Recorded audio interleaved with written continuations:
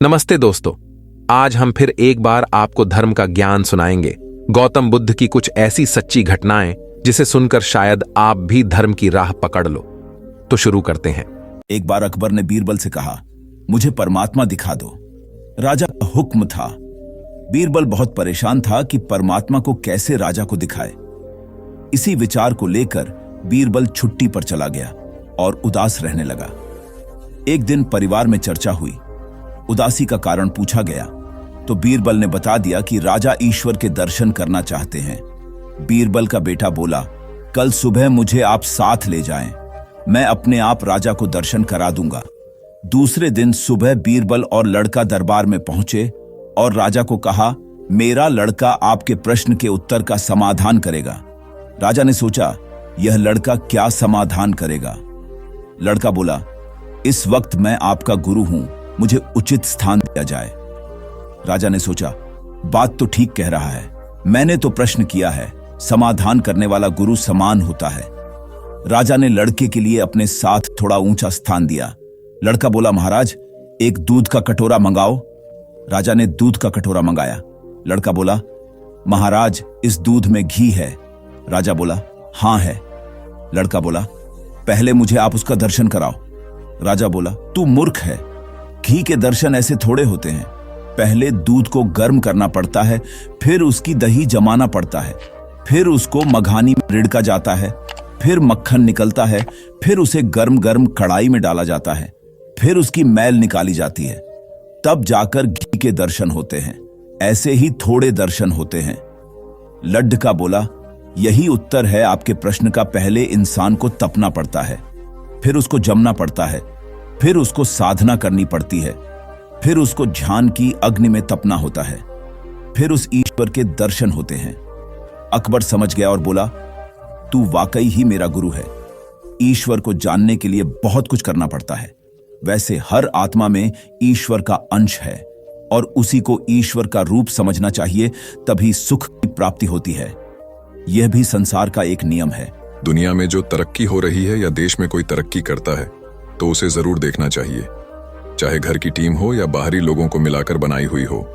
जहां जहां अच्छे समूह बन गए वहां वहां तरक्की हो गई, ऐसा ही देखा गया है। आपके आसपास जितने लोगों को तरक्की पसंद है वो मिलकर ही काम करते होंगे, उनका टीम वर्क अच्छा होगा। एक परिवार था, वो गरीब था, खाने को कुछ नहीं था। काफी सोचा कि काम मिले, मगर काम नहीं मिला। 2 बच्चे थे, बीवी थी। एक दिन उन्हें विचार आया कि इस गांव में काम मिलना मुश्किल है, चलो कहीं और चलते हैं। इस इरादे से वे एक दिन गांव छोड़कर चल दिए। रात का समय था, रास्ता भी जंगली था। सोचा वृक्ष के नीचे रात गुजारी जाए। आदमी ने अपने एक लड़के को लकड़ी चुनने तथा दूसरे को पानी लाने के लिए भेज दिया तथा बीवी को चूल्हा बनाने के लिए कहा और उसने जगह साफ कर दी। चारों ने अपने अपने काम कर लिए। चूल्हा जलाया गया, पानी गर्म होने लग गया। वृक्ष के ऊपर हंस रहता था, वो सोचने लगा, ये कैसा मूर्ख है, इन्होंने चूल्हा तो जला दिया मगर इनके पास पकाने को तो है ही नहीं कुछ भी। हंस ने उनसे पूछा, तुम्हारे पास पकाने को क्या है? वो आदमी बोला, तुझे मार के खाएंगे। हंस बोला, मुझे क्यों मारोगे? आदमी बोला, हमारे पास न पैसा है और न ही सामान, तो क्या करें? हंस सोच में पड़ गया, इन्होंने चूल्हा भी जला लिया है, सब कर्मशील हैं, मुझे तो यह खा ही जाएंगे। तो हंस बोला, अगर मैं आपको धन दे दूं तो मुझे छोड़ दोगे? घर का स्वामी बोला, हां छोड़ देंगे। हंस कहने लगा, मेरे साथ चलो, मैं तुम्हें धन देता हूं। हंस उनको थोड़ी दूर ले गया और चोंच से इशारा किया और कहा कि यहां से निकाल लो। उन्होंने गड्ढा खोदा और वहां से धन निकाल लिया। हंस का धन्यवाद करके वापस अपने गांव आ गए और एक ही दिन में खूब मौज से रहने लग गए। अब उनके घर में किसी चीज की कमी नहीं थी। पड़ोसी ने देखा कि इस परिवार के पास ऐसी कौन सी चीज आ गई जो इनके पास इतना कुछ आ गया।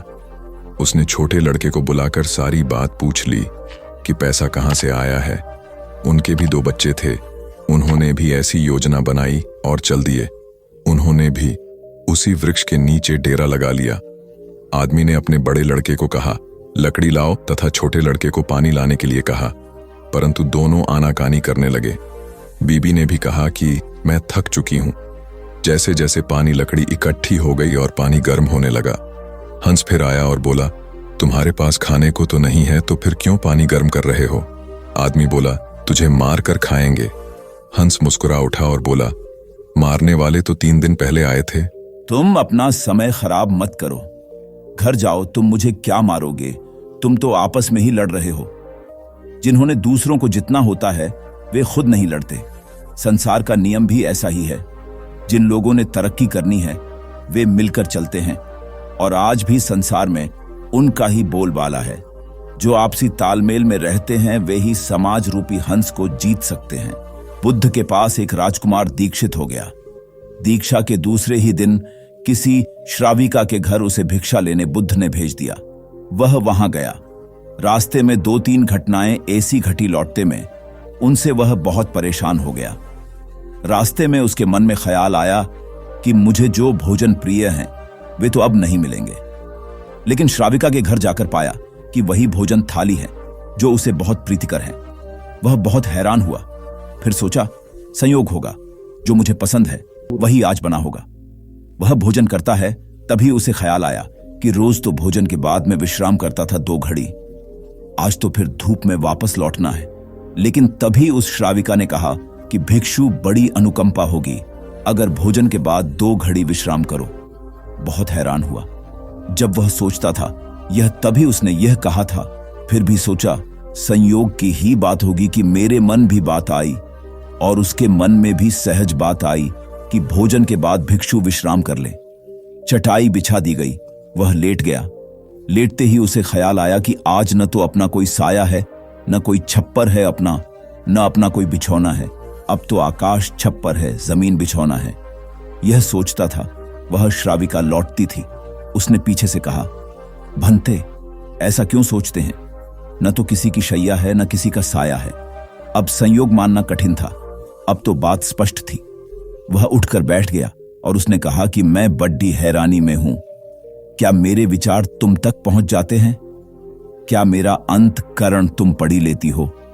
उस श्राविका ने कहा, निश्चित ही। पहले तो सबसे पहले स्वयं के विचारों का निरीक्षण शुरू किया था, अब तो हालत उल्टी हो गई। स्वयं के विचार तो निरीक्षण करते करते क्षीण हो गए और विलीन हो गए। मन हो गया निर्विचार। अब तो जो निकट होता है उसके विचार भी निरीक्षण में आ जाते हैं। वह भिक्षु घबराकर खड़ा हो गया और उसने कहा कि मुझे आज्ञा दें, मैं जाऊं। उसके हाथ पैर कंपने लगे। उस श्राविका ने कहा, इतने घबराते क्यों हैं? इसमें घबराने की क्या बात है? लेकिन भिक्षु फिर रुका नहीं। वह वापस लौटा। उसने बुद्ध से कहा, क्षमा करें, उस द्वार पर दोबारा भिक्षा मांगने में न जा सकूंगा। बुद्ध ने कहा, कुछ गलती हुई? वहां कोई भूल हुई? उस भिक्षु ने कहा, न तो भूल हुई न कोई गलती। बहुत आदर सम्मान और जो भोजन मुझे प्रिय था वह मिला। लेकिन वह श्राविका, वह युवती दूसरे के मन के विचारों को पढ़ लेती है। यह तो बड़ी खतरनाक बात है, क्योंकि उस सुंदर युवती को देखकर मेरे मन में तो काम वासना भी उठी, विकार भी उठा था। वह भी पढ़ लिया गया होगा। अब मैं कैसे वहां जाऊं? कैसे उसके सामने खड़ा होऊंगा? मैं नहीं जा सकूंगा, मुझे क्षमा करें। बुद्ध ने कहा, वहीं जाना पड़ेगा। अगर ऐसी क्षमा मांगनी थी तो भिक्षु नहीं होना था, जानकर वहां भेजा है। और जब तक मैं न रोकूंगा तब तक वहीं जाना पड़ेगा। महीने 2 महीने, वर्ष 2 वर्ष, निरंतर यही तुम्हारी साधना होगी। लेकिन होशपूर्वक जाना, भीतर जागे हुए जाना और देखते हुए जाना कि कौन से विचार उठते हैं, कौन सी वासनाएं उठती हैं, और कुछ भी मत करना, लड़ना मत, जागे हुए जाना, देखते हुए जाना भीतर कि क्या उठता है क्या नहीं उठता। वह दूसरे दिन भी वहीं गया।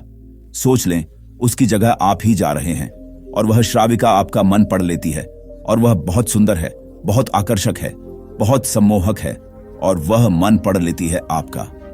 हाँ, मन न पढ़ती होती, यह आपको पता न होता, तो फिर मन में आप कुछ भी करते। आज क्या करेंगे? आज आप ही जा रहे हैं उसकी जगह भिक्षा मांगने। रास्ते पर आप हैं। वह भिक्षु बहुत खतरे में है, अपने मन को देख रहा है, जागा हुआ है। आज पहली दफा जिंदगी में वह जागा हुआ चल रहा है सड़क पर। जैसे जैसे उस श्राविका का घर करीब आने लगा, उसका होश बढ़ने लगा। भीतर जैसे एक दिया जलने लगा और चीजें साफ दिखाई पड़ने लगीं और विचार घूमते हुए मालूम होने लगे। जैसे उसकी सीढ़ियां चढ़ा, एक सन्नाटा छा गया भीतर। होश परिपूर्ण जग गया। अपना पैर भी उठाता है तो उसे मालूम पड़ रहा है, श्वास भी आती जाती है तो उसके बोध में है। जरा सा भी कंपन विचार का भीतर होता है, लहर उठती है कोई वासना की, वह उसको दिखाई पड़ रही है। वह घर के भीतर प्रविष्ट हुआ, मन में और भी गहरा शांत हो गया। वह बिल्कुल जागा हुआ है, जैसे किसी घर में दिया जल रहा हो और एक एक चीज कोना कोना प्रकाशित हो रहा हो। वह भोजन को बैठा, उसने भोजन किया, वह उठा, वह वापस लौटा। वह उस दिन नाचता हुआ वापस लौटा, बुद्ध के चरणों में गिर पड़ा और उसने कहा, अद्भुत हुई बात। जैसे जैसे मैं उसके निकट पहुंचा और जैसे जैसे मैं जागा हुआ हो गया, वैसे वैसे मैंने पाया कि विचार तो विलीन हो गए, कामनाएं तो क्षीण हो गईं। और मैं जब उसके घर में गया तो मेरे भीतर पूर्ण सन्नाटा था। वहां कोई विचार नहीं था, कोई वासना नहीं थी, वहां कुछ भी नहीं था। मन बिल्कुल शांत और निर्मल दर्पण की भांति था। बुद्ध ने कहा, इसी बात के लिए वहां भेजा था, कल से वहां जाने की जरूरत नहीं। अब जीवन में इसी भांति जियो, जैसे तुम्हारे विचार सारे लोग पढ़ रहे हो। अब जीवन में इसी भांति चलो, जैसे जो भी तुम्हारे सामने है वह जानता है, तुम्हारे भीतर देख रहा है। इस भांति भीतर चलो और भीतर जागे रहो। जैसे जैसे जागरण बढ़ेगा वैसे वैसे विचार, वासनाएं क्षीण होती चली जाएंगी। जिस दिन जागरण पूर्ण होगा उस दिन तुम्हारे जीवन में कोई कालिमा, कोई कलुष रह जाने वाला नहीं है। उस दिन एक आत्म क्रांति हो जाती है। इस स्थिति के जागने को, इस चैतन्य के जागने को मैं कह रहा हूं विवेक का जागरण। किसी नगर में बिलाल पादक नामक एक धनिक रहता था। वह बहुत स्वार्थी था और सदाचार के कार्यों से कोसों दूर रहता था। उसका एक पड़ोसी निर्धन परंतु परोपकारी था। एक बार पड़ोसी ने भगवान बुद्ध और उनके शिष्यों को अपने घर भोजन के लिए आमंत्रित किया। पड़ोसी ने यह भी विचार किया कि इस महान अवसर पर अधिकाधिक लोगों को भोजन के लिए बुलाना चाहिए। ऐसे संकल्प के साथ पेडीडीड होसी ने बड़े भोज की तैयारी करने के लिए नगर के सभी व्यक्तियों से दान की अपेक्षा की एवं उन्हें भोज के लिए आमंत्रित किया। पड़ोसी ने बिलाल पादक को भी न्योता दिया। भोज के 1-2 दिन पहले पड़ोसी ने चहु और घूमकर दान एकत्र किया। जिसकी जैसी सामर्थ्य थी उसने उतना दान दिया। जब बिलाल पादक ने पड़ोसी को घर घर जाकर दान की याचना करते देखा तो मन ही मन सोचा, इस आदमी से खुद का पेट पालते तो बनता नहीं है, फिर भी इसने इतने बड़े भिक्षु संघ और नागरिकों को भोजन के लिए आमंत्रित कर लिया। अब इसे घर घर जाकर भिक्षा मांगनी पड़ रही है। ये मेरे घर भी याचना करने आता होगा। जब पड़ोसी बिलाल पादक के द्वार पर दान मांगने के लिए आया तो बिलाल पादक ने उसे थोड़ा सा नमक, शहद और घी दे दिया। पड़ोसी ने प्रसन्नता पूर्वक बिलाल पादक से दान ग्रहण किया, परंतु उसे अन्य व्यक्तियों के दान में नहीं मिलाया बल्कि अलग से रख दिया। बिलाल पादक को यह देखकर बहुत अचरज हुआ कि उसका दान सभी के दान से अलग क्यों रख दिया गया। उसे यह लगा कि पड़ोसी ने सभी लोगों के सामने उसे लज्जित करने के लिए ऐसा किया ताकि सभी यह देखें कि इतने धनी व्यक्ति ने कितना तुच्छ दान दिया है। बिलाल पादक ने अपने नौकर को पड़ोसी के घर जाकर इस बात का पता लगाने के लिए कहा। नौकर ने लौटकर बिलाल पादक को बताया कि पड़ोसी ने बिलाल पादक की दान सामग्री को थोड़ा थोड़ा सा लेकर चावल, सब्जी और खीर आदि में मिला दिया। ये जानकार भी बिलाल पादक के मन से जिज्ञासा नहीं गई और उसे अभी भी पड़ोसी की नीयत पर संदेह था। भोज के दिन वह प्रातः अपने वस्त्रों के भीतर एक कटार छुपा कर ले गया ताकि पड़ोसी द्वारा लज्जित किए जाने पर वह उसे मार डाले। वहां जाने पर उसने पड़ोसी को भगवान बुद्ध से यह कहते हुए सुना, भगवान, इस भोज के निमित्त जो भी द्रव्य संग्रहित किया गया है वह मैंने नगर के सभी निवासियों से दान में प्राप्त किया है। कम हो या अधिक, सभी ने पूर्ण श्रद्धा और उदारता से दान दिया, अतः सभी के दान का मूल्य समान है। पड़ोसी के यह शब्द सुनकर बिलाल पादक को अपने विचारों की तुच्छता का बोध हुआ और उसने अपनी गलतियों के लिए सभी के समक्ष पड़ोसी से क्षमा मांगी। बिलाल पादक के पश्चाताप के शब्दों को सुनकर बुद्ध ने वहां उपस्थित समस्त व्यक्तियों से कहा, तुम्हारे द्वारा किया गया शुभ कर्म भले ही कितना ही छोटा हो पर उसे तुच्छ मत जानो। छोटे छोटे शुभ कर्म एकत्र होकर भविष्य में विशाल रूप धारण कर लेते हैं। गौबुद्ध एक बार अपने शिष्यों के साथ प्रवास पर निकले। एक नगर से दूसरे नगर तक जाने की राह में वन पड़ता था। वन क्षेत्र में प्रवेश करने के साथ ही कुछ दूर चलने पर बुद्ध एक जगह रुक गए। पीछे आ रहे शिष्यों का समूह भी उन्हें देख उसी स्थान पर रुका, लेकिन वहां रुके रहना शिष्यों के लिए मुश्किल हो गया, क्योंकि सामने एक क्षत विक्षत शव पड़ा था और उसकी दुर्गंध वातावरण में फैल रही थी। शिष्यों ने अपने वस्त्र से नाक बंद कर ली, लेकिन बुद्ध शव की ओर टकटकी लगाए देखते रहे। एक शिष्य ने साहस कर विनम्रतापूर्वक गौतम बुद्ध से अनुरोध किया, भगवान, यहां से शीघ्र चलना ही उचित होगा। यहां शव पड़ा है और बहुत दुर्गंध आ रही है।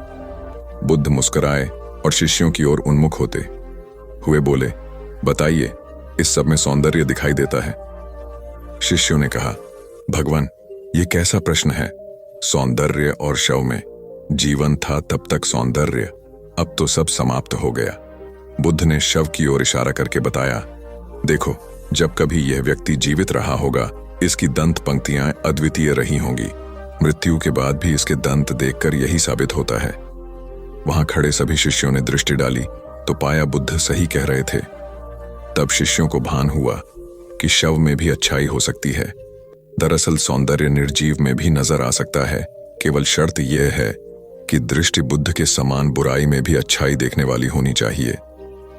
गुलाब की एक शाखा में फूल की तुलना में कांटे ही अधिक होते हैं, पर हम फूल चुनते हैं, कांटे नहीं।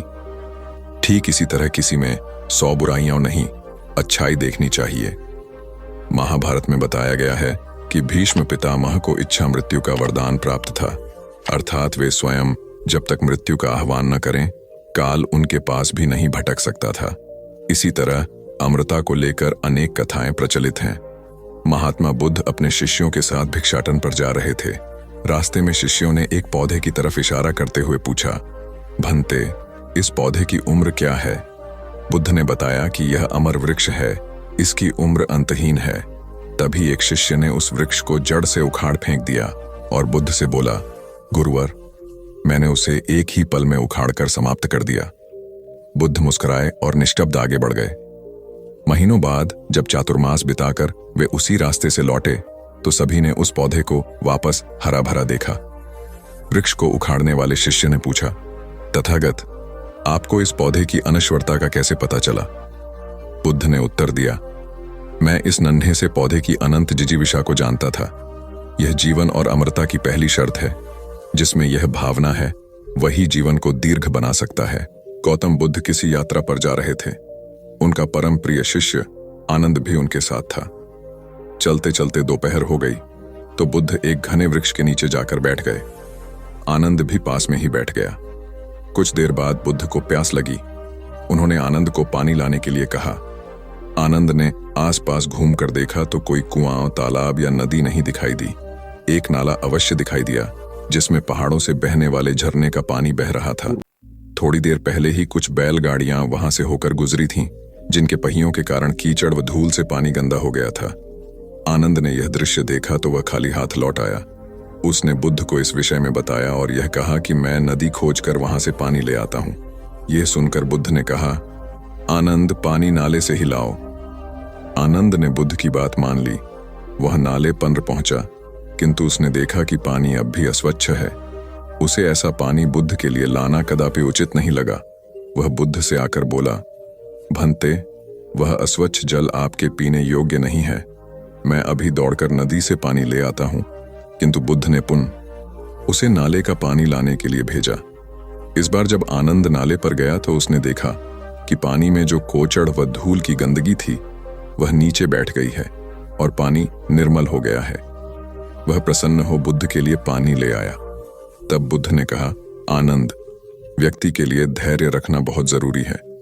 बिना धैर्य धारण किए निर्मलता प्राप्त नहीं होती। वस्तुतः धैर्य का फल सदैव मीठा होता है, इसलिए विपरीत स्थितियों में भी धैर्य बनाए रखें। गौतम को घर छोड़े 7 साल बीत चुके थे। वे राजगृह में प्रवचन करते थे। उनके पिता राजा शुद्धोधन ने 1 वर्ष के भीतर 10 दूत उनके पास भेजे थे कि एक बार दर्शन दे दो। वे कपिलवस्तु पहुंचे। उनके साथ उनके दोनों प्रिय शिष्य सारिपुत्र और मौदगल्याण भी थे। वहीं दोनों शिष्य जिनकी अस्थियां सांची के दूसरे स्तूप से मिली थीं, उन्होंने कपिलवस्तु के दक्षिणी छोर से भिक्षाटन शुरू किया। संघ के सैकड़ों लोग उनके साथ थे। उन्हें देखने पूरा नगर उमड़ पड़ा था। अपने प्रिय राजकुमार को भीख मांगता देख लोग रो पड़े थे। राजा को पता चला तो वे अपने बेटे को देखने सड़क पर आ गए। बहुत आग्रह करने के बाद शाक्यमुनि ने राजा पिता का निमंत्रण स्वीकार किया और राजभवन में गए। राजा ने संघ के अन्य भिक्षुओं को भवन के विशेष परिसर में ठहराया। जब शुद्धोधन शाक्यमुनि का हाथ पकड़कर चल रहे थे तो अवश्य ही उनके चेहरे पर पिता होने का वह भाव आया होगा जो पुत्र का मार्गदर्शक होने के नैसर्गिक अधिकार से भरा होता है। खुद शाक्यमुनि इस अधिकार में हस्तक्षेप नहीं कर सकते थे।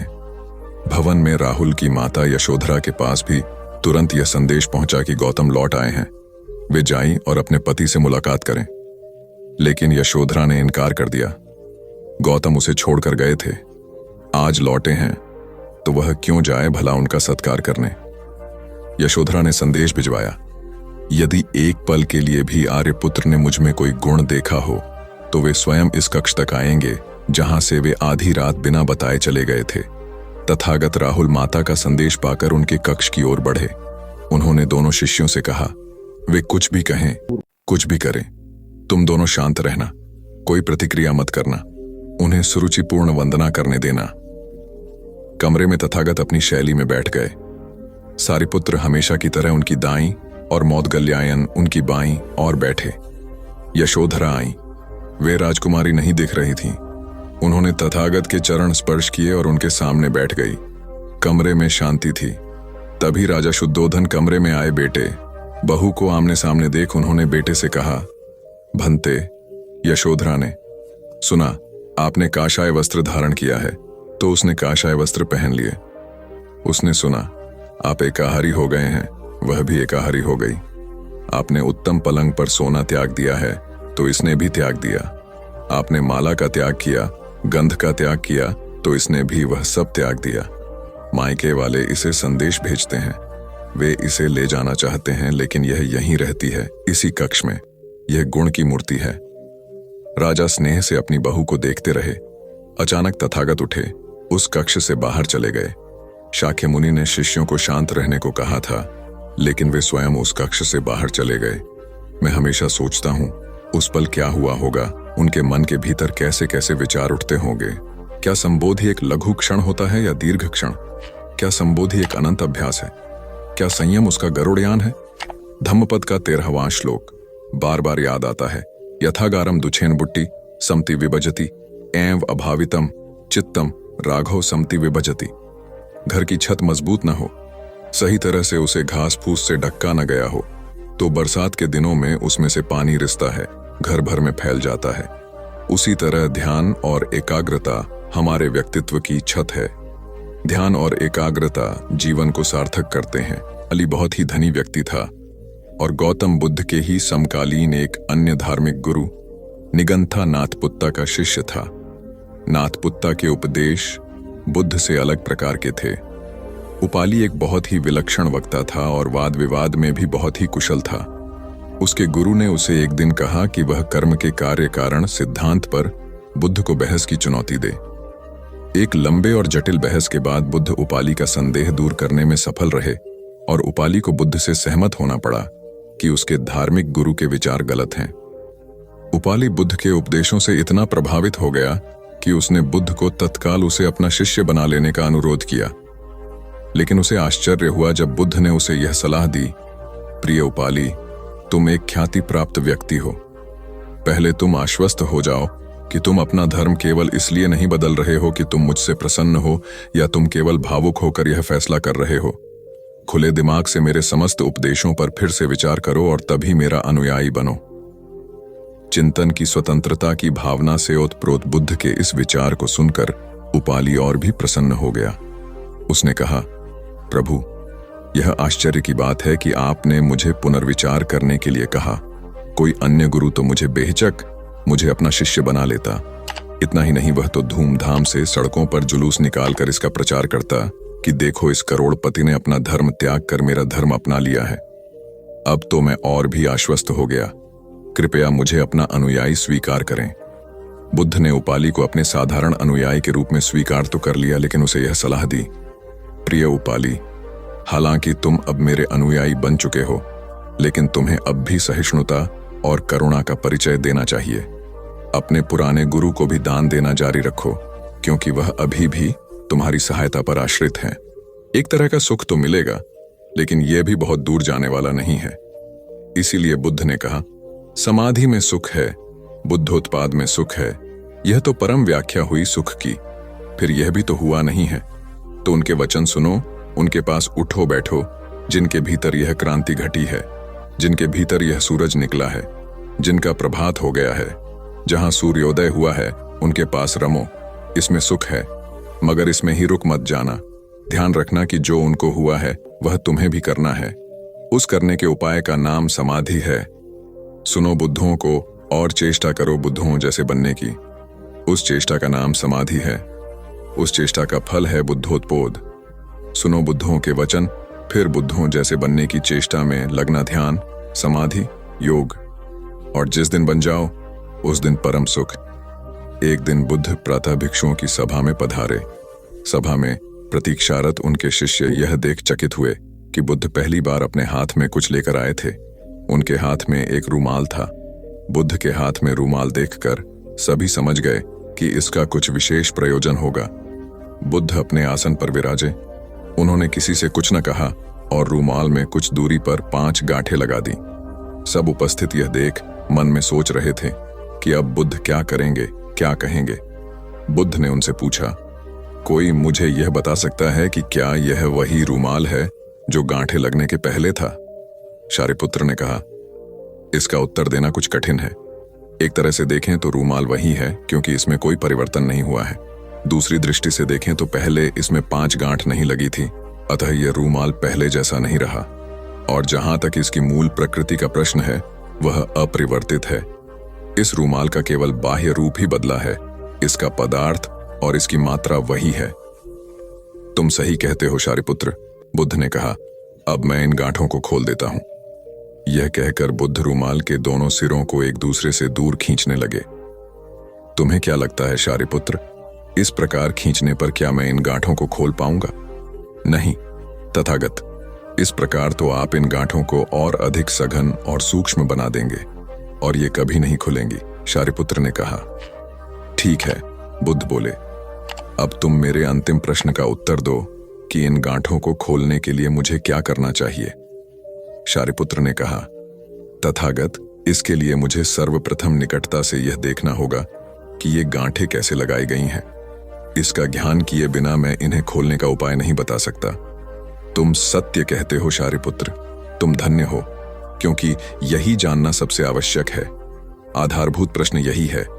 जिस समस्या में तुम पड़े हो उससे बाहर निकलने के लिए यह जानना जरूरी है कि तुम उसे ग्रस्त क्यों कर हुए। यदि तुम यह बुनियादी व मौलिक परीक्षण नहीं करोगे तो संकट अधिक ही गहराएगा। लेकिन विश्व में सभी ऐसा ही कर रहे हैं। वे पूछते हैं, हम काम, क्रोध, लोभ, मोह, अहंकार, परिग्रह आदि आदि वृत्तियों से बाहर कैसे निकलें, लेकिन वे यह नहीं पूछते कि हम इन वृत्तियों में कैसे पड़े। कई दिनों के विहार के बाद भगवान बुद्ध मगध की राजधानी राजगृह से प्रस्थान करने वाले थे। लोगों को जब यह पता चला तो वे उनके लिए भेंट आदि लेकर उनके दर्शनों के लिए आने लगे। अपने शिष्यों के साथ बैठे हुए बुद्ध लोगों की भेंट स्वीकार कर रहे थे। सम्राट बिंबिसार ने उन्हें भूमि, खाद्य, वस्त्र, वाहन आदि प्रदान किए। नगर सेठों ने भी धन धान्य और सुवर्ण आभूषण उनके चरणों में अर्पित कर दिए। सभी के दान को स्वीकार करने के लिए बुद्ध अपना दायां हाथ उठाकर स्वीकृति इंगित कर देते थे। भीड़ में एक वृद्धा भी थी। वह बुद्ध से बोली, भगवान, मैं बहुत निर्धन हूं, मेरे पास आपको देने के लिए कुछ भी नहीं है। आज मुझे पेड़ से एक आम गिरा हुआ मिल गया। मैं उसे खा रही थी, तभी मैंने आपके प्रस्थान करने का समाचार सुना। उस समय तक मैं आधा आम खा चुकी थी। मैं भी आपको कुछ अर्पित करना चाहती हूँ, लेकिन मेरे पास इस आधे खाए हुए आम के सिवा कुछ भी नहीं है। इसे ही मैं आपको भेंट करना चाहती हूँ। कृपया मेरी भेंट स्वीकार करें। वहां उपस्थित अपार जनसमुदाय, राजा, महाराजाओं और सेठों ने देखा कि भगवान बुद्ध अपने आसन से उठकर नीचे आए और उन्होंने दोनों हाथ फैलाकर वृद्धा का आधा आम स्वीकार किया। सम्राट बिंबिसार ने चकित होकर बुद्ध से पूछा, भगवान, एक से बढ़कर एक अनुपम और बहुमूल्य उपहार तो आपने केवल हाथ हिलाकर ही स्वीकार कर लिए, लेकिन इस बुढ़िया के झूठे आम को लेने के लिए आप आसन से नीचे उतरकर आ गए। इसमें ऐसी कौन सी विशेषता है? बुद्ध मुस्कुराकर बोले, इस वृद्धा ने मुझे अपनी समस्त पूंजी दे दी है। आप लोगों ने मुझे जो कुछ भी दिया है वह तो आपकी संपत्ति का कुछ अंश ही है, और उसके बदले में आपने दान करने का अहंकार भी अपने मन में रखा है। इस वृद्धा ने मेरे प्रति अपार प्रेम और श्रद्धा रखते हुए मुझे सर्वस्व अर्पित कर दिया है, फिर भी उसके मुख पर कितनी नम्रता और करुणा है। तथागत यह भी कहते थे कि सबसे पहले व्यक्ति को खुद की पहचान करनी चाहिए। दूसरों की बजाय व्यक्ति खुद के बारे में ज्यादा जानता है। उनका मत था कि बुराई से घृणा करो, बुरे व्यक्ति से नहीं। एक बार की बात है, किसी गांव के पास बहती नदी के किनारे बुद्ध बैठे थे। किनारे पर पत्थरों की भरमार थी, पर छोटी सी वह नदी अपनी तरल धारा के कारण आगे बढ़ती ही जा रही थी। बुद्ध ने विचार किया कि यह छोटी सी नदी अपनी तरलता के कारण कितनों की प्यास बुझाती है, लेकिन भारी भरकम पत्थर एक ही स्थान पर पड़े रहते हैं और दूसरों के मार्ग में बाधक बनते रहते हैं।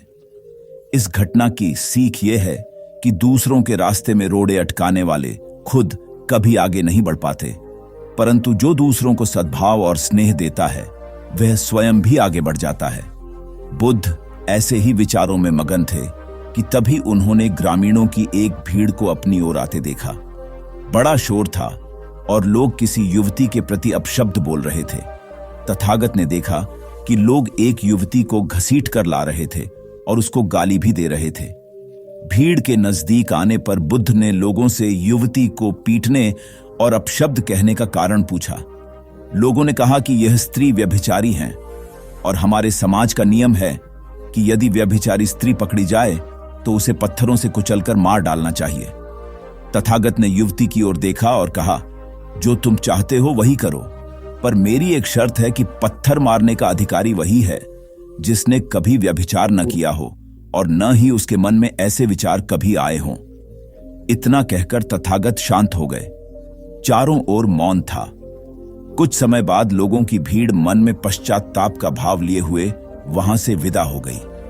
इस घटना से यही सत्य उभरता है कि हम खुद अपने प्रति न्याय कर सकते हैं, दूसरों के प्रति नहीं, क्योंकि हमारी जानकारी दूसरों के विषय में अधूरी होती है।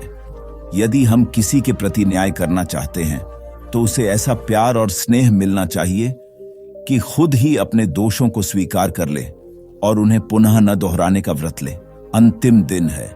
इसी दिन तुम 1 वर्ष पहले यहां आए थे और मैंने तुम्हें वचन दिया था कि 1 वर्ष बाद तुम जो पूछोगे मैं उत्तर दूंगा। मैं उत्तर देने को तैयार हूं। अब तुम प्रश्न पूछो। मौलुंग का पुत्र हंसने लगा और उसने कहा, आपने मुझे भी धोखा दिया। वह सारिपुत्र ठीक कहता था। अब कोई प्रश्न ही पूछने के लिए नहीं रहा, तो मैं क्या पूछूं? मेरे पास पूछने के लिए कुछ भी नहीं है। असल में यदि तुम सत्य नहीं हो तो समस्याएं होती हैं और प्रश्न होते हैं। वे तुम्हारे झूठ से पैदा होते हैं। तुम्हारे स्वप्न, तुम्हारी नींद से वे पैदा होते हैं।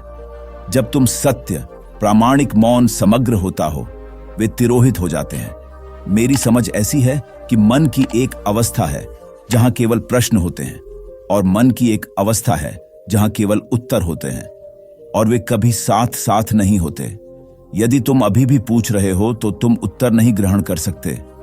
मैं उत्तर दे सकता हूं, लेकिन तुम उसे ले नहीं सकते। यदि तुम्हारे भीतर प्रश्न उठने बंद हो गए हैं तो मुझे उत्तर देने की कोई जरूरत नहीं है। तुम्हें उत्तर मिल जाता है। किसी प्रश्न का उत्तर नहीं दिया जा सकता है। मन की एक ऐसी अवस्था उपलब्ध करनी होती है जहां कोई प्रश्न नहीं उठते। मन की प्रश्न रहित अवस्था ही एकमात्र उत्तर है। यही तो ध्यान की पूरी प्रक्रिया है। प्रश्नों को गिरा देना, भीतर चलती बातचीत को गिरा देना। जब भीतर की बातचीत रुक जाती है तो ऐसा असीम मौन छा जाता है। उस मौन में हर चीज का उत्तर मिल जाता है। हर चीज सुलझ जाती है, शाब्दिक रूप से नहीं, अस्तित्वगत रूप में सुलझ जाती है। कहीं कोई समस्या नहीं रह जाती है। भीतर का कोलाहल रुक गया।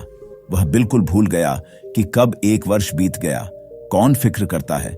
जब प्रश्न ही न रहे तो कौन उत्तरों की फिक्र करता है? एक दिन अचानक बुद्ध ने पूछा, यह वर्ष का अंतिम दिन है, इसी दिन तुम 1 वर्ष पहले यहां आए थे और मैंने तुम्हें वचन दिया था कि 1 वर्ष बाद तुम जो पूछोगे मैं उत्तर दूंगा। मैं उत्तर देने को तैयार हूं। अब तुम प्रश्न पूछो। मौलुंग पुत्र हंसने लगा और उसने कहा, आपने मुझे भी धोखा दिया। वह सारिपुत्र ठीक कहता था। अब कोई प्रश्न ही पूछने के लिए नहीं रहा, तो मैं क्या पूछूं? मेरे पास पूछने के लिए कुछ भी नहीं है। असल में यदि तुम सत्य नहीं हो तो समस्याएं होती हैं और प्रश्न होते हैं।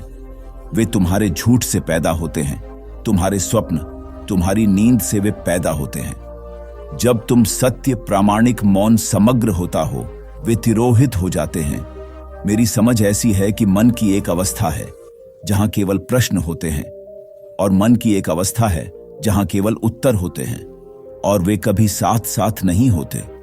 यदि तुम अभी भी पूछ रहे हो तो तुम उत्तर नहीं ग्रहण कर सकते। मैं उत्तर दे सकता हूं लेकिन तुम उसे ले नहीं सकते। यदि तुम्हारे भीतर प्रश्न उठने बंद हो गए हैं तो मुझे उत्तर देने की कोई जरूरत नहीं है। तुम्हें उत्तर मिल जाता है। किसी प्रश्न का उत्तर नहीं दिया जा सकता है। मन की एक ऐसी अवस्था उपलब्ध करनी होती है जहां कोई प्रश्न नहीं उठते। मन की प्रश्न रहित अवस्था ही एकमात्र उत्तर है। यही तो ध्यान की पूरी प्रक्रिया है। प्रश्नों को गिरा देना, भीतर चलती बातचीत को गिरा देना। जब भीतर की बातचीत रुक जाती है तो ऐसा असीम मौन छा जाता है। उस मौन में हर चीज का उत्तर मिल जाता है। हर चीज सुलझ जाती है, शाब्दिक रूप से नहीं, अस्तित्वगत रूप में सुलझ जाती है। कहीं कोई समस्या नहीं रह जाती है। किसी की मौत तो नहीं हुई।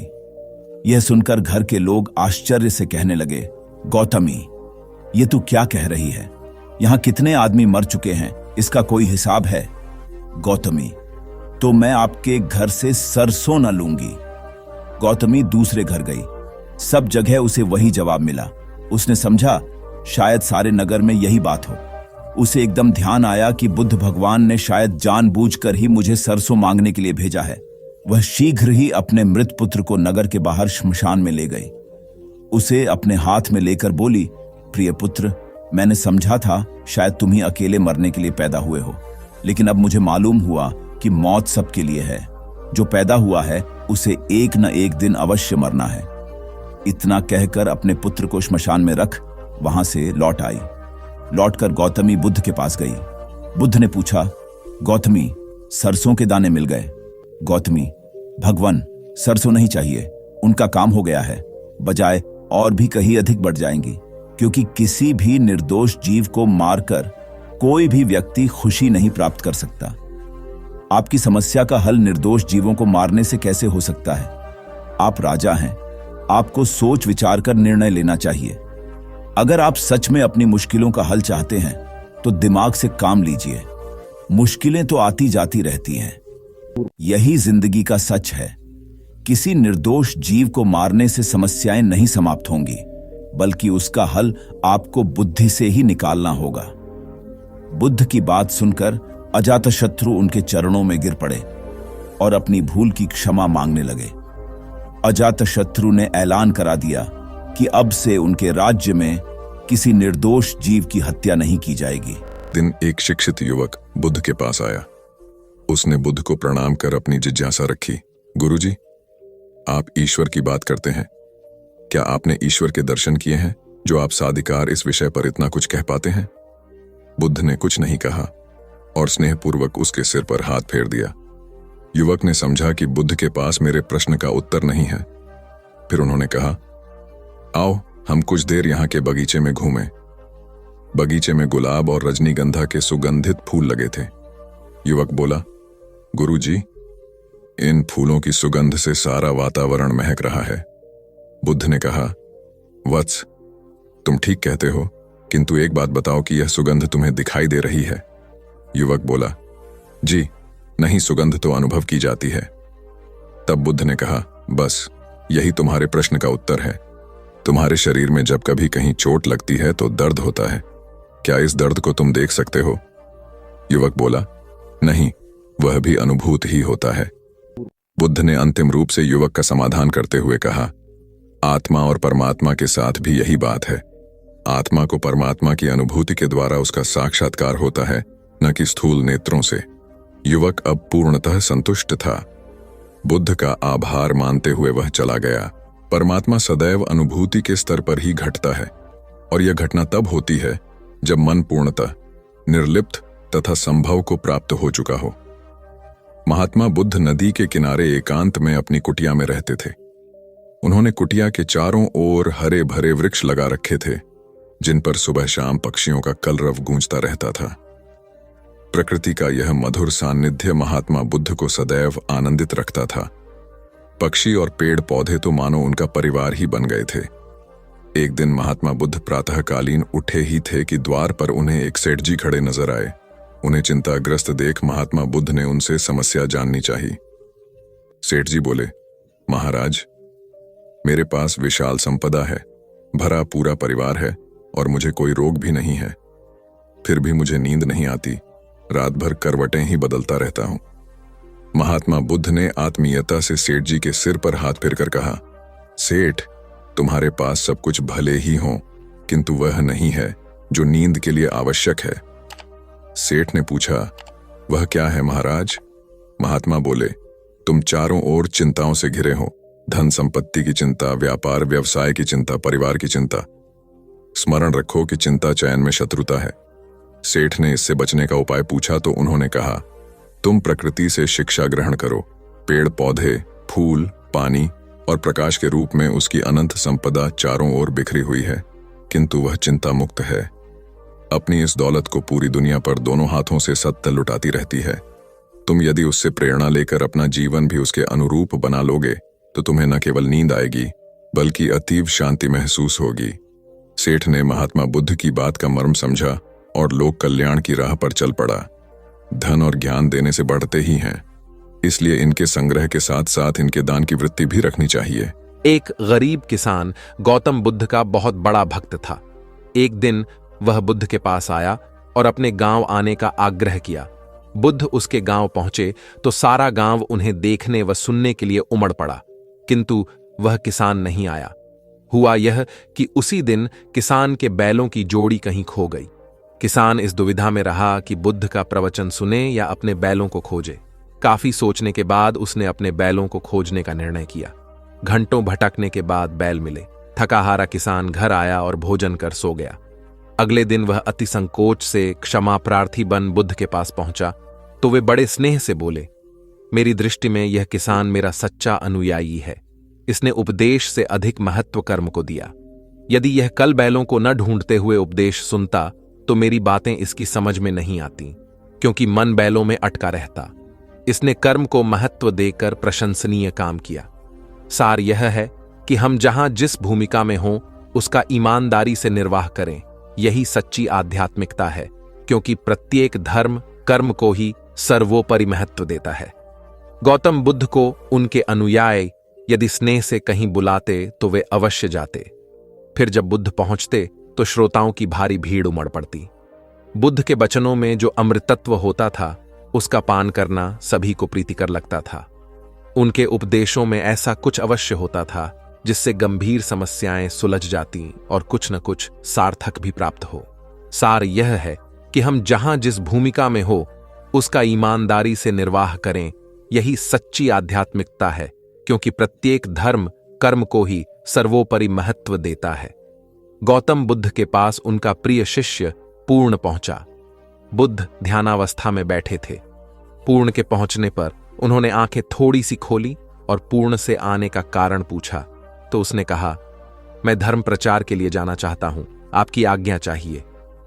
बुद्ध मुस्कुराए और कहा कि पूर्ण, धर्म की राह बहुत मुश्किल है। तुम लोगों को अच्छी बातें बताने जाओगे और लोग तुम पर नाराज होंगे। हो सकता है कि अपशब्द भी कहे। इस पर पूर्ण ने कहा, कोई बात नहीं, मैं यह सोचकर उनकी बातों पर ध्यान नहीं दूंगा कि उन्होंने अपशब्द ही कहे, पिटाई तो नहीं की। बुद्ध बोले, हो सकता है कि कुछ लोग हाथ उठा दें। पूर्ण ने कहा, तब मैं यह सोचकर उन्हें क्षमा कर दूंगा कि उन्होंने मुझ पर शस्त्रों से प्रहार तो नहीं किया। बुद्ध फिर बोले, हे पूर्ण, हो सकता है कि कुछ लोग तुम पर शस्त्रों का भी उपयोग करें। पूर्ण ने उत्तर दिया, तब मैं यह सोचकर उनके प्रति कोई प्रतिकार की भावना नहीं रखूंगा कि उन्होंने मुझे मारा, पर जान से तो नहीं मार डाला, मुझे जीवित छोड़ दिया। बुद्ध ने फिर कहा, और यदि तुम्हारे प्राण ही ले लिए तब? पूर्ण ने तत्क्षण सिर झुकाकर कहा, तब मैं उनका आभारी रहूंगा कि उन्होंने धर्म के मार्ग पर मेरे प्राणों का उत्सर्ग करने में मेरी सहायता की। मैं उनके प्रति कृतज्ञ रहूंगा। तब बुद्ध ने आंखें खोली और आशीर्वाद देकर अनुमति दी तथा पूर्ण से कहा, अब तुम धर्म प्रचार करने के पात्र हो। जो किसी में भी कोई दोष न देखे वही सच्चा है। अच्छाई के मार्ग पर चलना बहुत मुश्किल काम है। जो इस राह पर चलता है उसके मार्ग में अनेक बाधाएं आती हैं, लेकिन जो व्यक्ति किसी में भी दोष न देखे वही बाधाओं को सहजता से पार कर अपने लक्ष्य को पूरा कर पाता है। एक बार गौतम बुद्ध जब वन से गुजर रहे थे, तब एक राक्षसी हाथ में तलवार लेकर प्रकट हुई और कहा, अरे बुद्ध, आज तुम्हारे प्रेम को मेरी घृणा के सामने झुकना ही पड़ेगा। आज तुम्हारे जीवन का अंतिम दिन है। बुद्ध ने मुस्कुराते हुए उत्तर दिया, मैं घृणा, उपहास और द्वेष के आगे नतमस्तक नहीं होऊंगा। मैं निंदा, प्रशंसा अथवा उपहास किसी से भी प्रभावित नहीं होता। तुम मुझसे इतनी घृणा करती हो, पर मैं तो तुमसे भी प्रेम करता हूं। राक्षसी ने पूछा, तुम मुझसे प्रेम क्यों करते हो? बुद्ध बोले, मैं तुम्हें मां का रूप देख रहा हूं और मां तो प्रेम का रूप होती है, उसमें हिंसा हो ही नहीं सकती। इतना सुनते ही राक्षसी के हाथ से तलवार गिर पड़ी। हे बुद्ध, तुम धन्य हो। इतना कहते ही बहदेवी में बदल गई और अंतर्धान हो गई। दरअसल जो लोग दूसरों से द्वेष करते हैं, अंत में एक दिन घृणा उन्हें नष्ट कर देती है। घृणा से घिरे हुए लोगों को एक दिन घृणा ले डूबती है। प्रेम सत्य के आवरण से ढका होता है। सत्य से जुड़ा हुआ व्यक्ति सदैव आनंद में जीता है। सत्य को केवल अपने तक सीमित मत रखो, उसे अपने कर्मों में ढालना होगा। सत्य रूपी गुलाब की खुशबू है कर्म। अपने कर्म को प्रेम और सत्य में डुबो कर करो। प्रेम और सत्य मनुष्य को विकास की ओर ले जाते हैं। ध्यान रहे कि ये दोनों मार्ग ईश्वर की ओर जाते हैं। इस मार्ग पर चलने वाले सहज में ही आनंद और शांति को पा लेते हैं। गौतम बुद्ध भ्रमण करते हुए वैशाली नगर के वन विहार में पहुंचे। उनके आगमन का समाचार पूरे नगर में फैल गया। कुछ ही समय में मानो पूरा नगर उनके दर्शन के लिए उमड़ पड़ा। बड़े व्यापारी, शिक्षाविद, समाज सेवी, अधिकारी और राज परिवार से जुड़े कई वरिष्ठ भी वहां पहुंचे। सभी की भावना थी कि तथागत बुद्ध अपने शिष्यों सहित उनके निवास पर पहुंचे एवं भोज का आमंत्रण स्वीकारें। बुद्ध सभी के निवेदन को सुन रहे थे और स्वभावगत मुस्कान के साथ आमंत्रण का आभार व्यक्त कर रहे थे। तभी वैशाली की यात गणिका आम्रपाली भी वहां पहुंची। वह बुद्ध की शिक्षा से प्रेरित होकर बहुत पहले ही अपनी गणिका वृत्ति त्याग चुकी थी। उसने भी बुद्ध को भोजन का आमंत्रण दिया। बुद्ध ने तत्काल उसे स्वीकार किया और अगले दिन भिक्षुओं सहित उसके घर आने की सहमति दे दी। बुद्ध के एक शिष्य को यह बात अच्छी नहीं लगी कि इतने सारे वरिष्ठों के निवेदन के बावजूद बुद्ध ने आम्रपाली का आमंत्रण स्वीकारा। शिष्य की दृष्टि में आम्रपाली गणिका होने से घृणित कर्म से जुड़ी रही थी। जब सभी लोग चले गए तब शिष्य ने पूछा, भगवान, इतने लोगों ने आपको न्योता दिया, फिर आपने आम्रपाली का ही आमंत्रण क्यों स्वीकारा? बुद्ध ने कहा, माना वह गणिका थी, लेकिन पश्चाताप की अग्नि में तपकर वह निर्मल हो चुकी है। यदि कोई व्यक्ति इस निर्मलता को प्राप्त कर ले तो वह उनसे भी श्रेष्ठ हो जाता है जो ऐसे किसी घृणित कर्म में लीन न रहे हों। ऐसे व्यक्ति का आमंत्रण स्वीकारने में संकोच नहीं होना चाहिए। कोई व्यक्ति जब तक बुरे कामों में संलग्न रहता है तब तक उससे दूरी रहे तो ठीक है, लेकिन जो बुरे कामों को छोड़ दे उसे स्वीकार करने में संकोच नहीं करना चाहिए। इससे उसकी अच्छाई की ओर बढ़ने की भावना को बल मिलता है। गौबुद्ध के जीवन की एक घटना है। उन्होंने नियम बना रखा था कि वे अपने संघ में स्त्रियों को स्थान नहीं देंगे। स्त्रियों के लिए भिक्षु होने की दीक्षा उन्होंने वर्जित कर रखी थी। एक समय गौतम बुद्ध एक गांव में ठहरे हुए थे। वहां महाप्रजापति गौतमी उनके पास पहुंची। उन्होंने बुद्ध से कहा, आप स्त्रियों को भी दीक्षा दें। किंतु बुद्ध ने अस्वीकार कर दिया। अनेक स्त्रियां इकट्ठी हुईं और उन्होंने विचार किया कि कैसे गौतम बुद्ध से स्वीकृति प्राप्त की जाए। स्त्रियों ने निर्णय लिया कि स्वयं सेविकाएं बनकर गौतम बुद्ध के समक्ष पहुंचा जाए। गौतमी ने अपने बाल काटे, भिक्षु के वस्त्र पहने और अनेक स्त्रियों के साथ बुद्ध के सामने पहुंच गई। उनकी यह मांग थी कि स्त्रियों को भी दीक्षा दी जाए। बुद्ध ने उनकी बात को स्वीकार नहीं किया। स्त्रियां निराश हुईं। जब बुद्ध के एक शिष्य आनंद ने स्त्रियों को देखा, उनके पांव सूजे हुए थे, उन पर धूल चढ़ी हुई थी, उनकी आंखों से आंसू बह रहे थे। उन्होंने पूछा, क्या बात है? स्त्रियों ने कहा, बुद्ध उनके धर्म और नियम के अनुसार हमें भिक्षु होने की दीक्षा नहीं दे रहे हैं। जब आनंद ने व्यक्तिगत रूप से बुद्ध से निवेदन किया, बुद्ध को उन्होंने याद दिलाया, इस समय यह सामाजिक मान्यता है कि स्त्रियां मोक्ष की अधिकारी नहीं हैं, पुरुषों के मुकाबले निम्न हैं। तो क्या आप भी यह मानते हैं और इसलिए उन्हें दीक्षित नहीं कर रहे हैं? बुद्ध का उत्तर था, मुझे गलत न समझा जाए। मेरी मान्यता है कि पुरुष की तरह ही स्त्री भी निर्वाण प्राप्त कर सकती है, लेकिन मैं कुछ व्यावहारिक कारणों से स्त्रियों को संघ में शामिल करने और दीक्षा देने की स्वीकृति प्रदान नहीं कर रहा हूं। आनंद का उत्तर था, सिद्धांत और व्यवहार में परिवर्तन करना चाहिए। बुद्ध को बात जच गई और उन्होंने यह घोषणा की, जो स्त्रियां भिक्षु होना चाहेंगी उन्हें कुछ नियमों का पालन करना होगा। स्त्रियों ने स्वीकार किया और तब से स्त्रियां भी बौद्ध बनने लगीं। गौतम बुद्ध एक बार अपने शिष्यों के साथ प्रवास पर निकले। एक नगर से दूसरे नगर तक जाने की राह में वन पड़ता था। वन क्षेत्र में प्रवेश करने के साथ ही कुछ दूर चलने पर बुद्ध एक जगह रुक गए। पीछे आ रहे शिष्यों का समूह भी उन्हें देख उसी स्थान पर रुका, लेकिन वहां रुके रहना शिष्यों के लिए मुश्किल हो गया, क्योंकि सामने एक क्षत विक्षत शव पड़ा था और उसकी दुर्गंध वातावरण में फैल रही थी। शिष्यों ने अपने वस्त्र से नाक बंद कर ली, लेकिन बुद्ध शव की ओर टकटकी लगाए देखते रहे। एक शिष्य ने साहस कर विनम्रतापूर्वक गौतम बुद्ध से अनुरोध किया, भगवान, यहां से शीघ्र चलना ही उचित होगा। यहां शव पड़ा है और बहुत दुर्गंध आ रही है। बुद्ध मुस्कुराए और शिष्यों की ओर उन्मुख होते हुए बोले, बताइए, इस सब में सौंदर्य दिखाई देता है? शिष्यों ने कहा, भगवान, यह कैसा प्रश्न है? सौंदर्य और शव में? जीवन था तब तक सौंदर्य, अब तो सब समाप्त हो गया। बुद्ध ने शव की ओर इशारा करके बताया, देखो, जब कभी यह व्यक्ति जीवित रहा होगा, इसकी दंत पंक्तियां अद्वितीय रही होंगी। मृत्यु के बाद भी इसके दंत देखकर यही साबित होता है।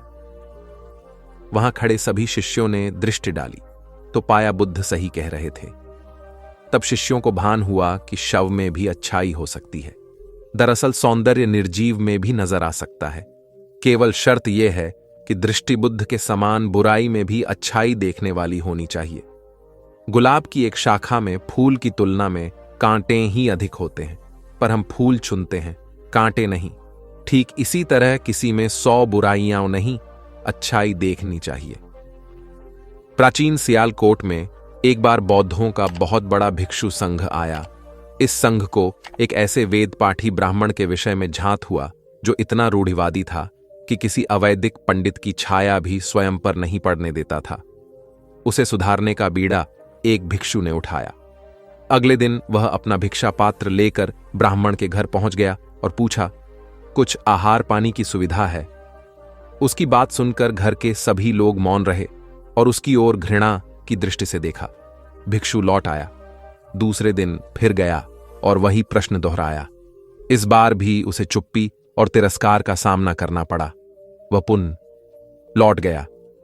एक दिन जब वह ब्राह्मण के घर पहुंचा तो ब्राह्मण वहां नहीं था। नित्य आने जाने से ब्राह्मणी का मन पसीज गया।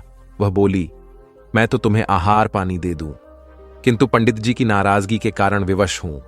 भिक्षु ने कहा, कोई बात नहीं बहन, मैं अपना काम करता हूं, तुम अपना काम करो।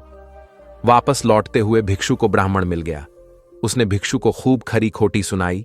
तब भिक्षु ने कहा, इतने दिनों तक आपके घर से कुछ नहीं मिला, किंतु आज आपकी पत्नी ने नहीं दी है, अब किसी दिन हां भी मिल जाएगा। ब्राह्मण थोड़ा शांत हुआ और बोला, यह क्रम कब तक जारी रखोगे? भिक्षु ने उत्तर दिया, जब तक जीवित हूं। उसका धैर्य देख ब्राह्मण का अहंकार पिघल गया और उसने भिक्षु से क्षमा मांगी। वस्तुतः धैर्य व सहिष्णुता के बल पर बड़ी से बड़ी प्रतिकूलता को अनुकूलता में बदला जा सकता है। भगवान बुद्ध के प्रवचन सुनने के लिए एक व्यक्ति नियमित रूप से आता था। इस प्रकार उसे 1 माह हो चुका था, किंतु उसके जीवन पर कोई प्रभाव नहीं पड़ा। भगवान बुद्ध उपदेश में कहते थे कि धर्म पर चलो, अपने जीवन से राग द्वेष को दूर करो, काम क्रोध लोभ मोह और अहंकार से सदा दूर रहो। बुद्ध के उपदेशों से लोगों को बहुत शांति मिलती थी, किंतु उस व्यक्ति का मन अशांत रहता था। एक दिन उसने बुद्ध से जाकर कहा, हे प्रभु, मैं 1 माह से आपका उपदेश सुन रहा हूं, किंतु उसका तनिक भी असर मेरे आचरण पर नहीं पड़ा। मैं बहुत परेशान हूं, मुझे क्या करना चाहिए? बुद्ध उनकी बात सुनकर बोले, तुम कहां के रहने वाले हो? उसने कहा, श्रावस्ती का। बुद्ध ने अगला प्रश्न किया, वह यहां से कितनी दूर है? उसने अनुमान से बता दिया। बुद्ध ने पुनः जिज्ञासा प्रकट की, कितना समय लगता है? उस व्यक्ति ने हिसाब लगाकर बता दिया। बुद्ध ने कहा, अब बताओ कि क्या तुम यहां पर बैठे बैठे ही अपने घर पहुंच सकते हो? उसने कहा, यह कैसे हो सकता है? वहां पहुंचने के लिए तो चलना होगा। तब बुद्ध ने बड़े प्रेम से उसे समझाया, जैसे चलने पर ही पहुंचा जा सकता है, वैसे ही अच्छी बातों पर अमल करने से ही लाभ होता है। हे प्यारे, तुम मेरे ज्ञान के साथ अपने कर्म को जोड़ दो, तब तुमको उत्तम फल मिलेगा। उस व्यक्ति को अपनी गलती समझ में आ गई। उसने अपने जीवन में सुधार कर लिया, जिससे उसका जीवन सदाचारी बन गया। एक छोटी सी नदी थी, उसके दोनों किनारों पर लोग रहते थे। नदी के पानी से दोनों ओर के लोग अपना अपना काम चलाते थे और सुखमय जीवन बिताते थे। एक बार संयोग से पानी को लेकर दोनों पक्षों में तनातनी हो गई। वे एक दूसरे पर आरोप लगा रहे थे कि तुम ज्यादा पानी ले रहे हो। जब आपसी बातचीत में मामला नहीं निपटा तो वे मरने मारने पर उतारू हो गए। उनके पास जो भी हथियार थे उन्हें तत्काल निकाल लाए और एक दूसरे पर टूट पड़ने को आमादा हो गए। तभी किसी ने जाकर भगवान बुद्ध को सूचना दी। उन्होंने दोनों पक्षों के प्रतिनिधियों को बुलाया और तकरार का कारण पूछा।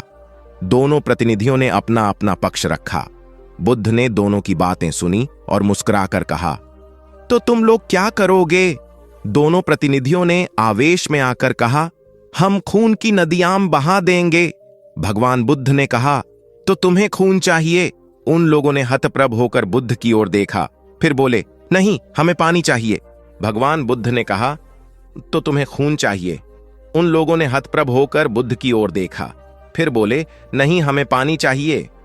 तब सहज भाव से बुद्ध ने कहा, खून बहाकर खून मिलेगा, पानी कैसे पाओगे? कुछ ठहर कर आगे बुद्ध बोले, याद रखो, हिंसा हिंसा को बढ़ाती है, बैर बैर को बढ़ाता है। नदी से ही सीख लो कि वह किसी से लड़ती नहीं, वह निश्चल भाव से अपने जल का सभी के लिए दान करती है। बुद्ध के शब्दों ने जादू जैसा काम किया और दोनों पक्षों की समस्या का सहज रूप से समाधान हो गया। दोनों पक्ष मिल बांटकर पानी का उपयोग करने लगे। कुल बुद्ध एक दिन वैशाली में प्रवचन दे रहे थे। विशाल जनसमूह उन्हें अत्यंत शांति और तन्मयता से सुन रहा था। कहीं कोई शोर नहीं था, मात्र बुद्ध की वाणी गूंज रही थी। बुद्ध के शिष्यों के साथ उपस्थित लोग बुद्ध के अमृत वचनों का पान पूर्ण एकाग्रता से कर रहे थे। तभी उस शांत वातावरण में खलल उत्पन्न करती एक व्यक्ति की जोरदार आवाज आई, आज मुझे सभा में बैठने की अनुमति क्यों नहीं दी गई? बुद्ध उस व्यक्ति का चिल्लाना सुनकर भी मौन रहे। उस व्यक्ति ने पुनः चिल्लाकर यही प्रश्न पूछा। बुद्ध ने नेत्र बंद कर लिए। उनका एक शिष्य बोल उठा, भगवान, बाहर खड़े अपने इस शिष्य को अंदर आने की अनुमति दीजिए।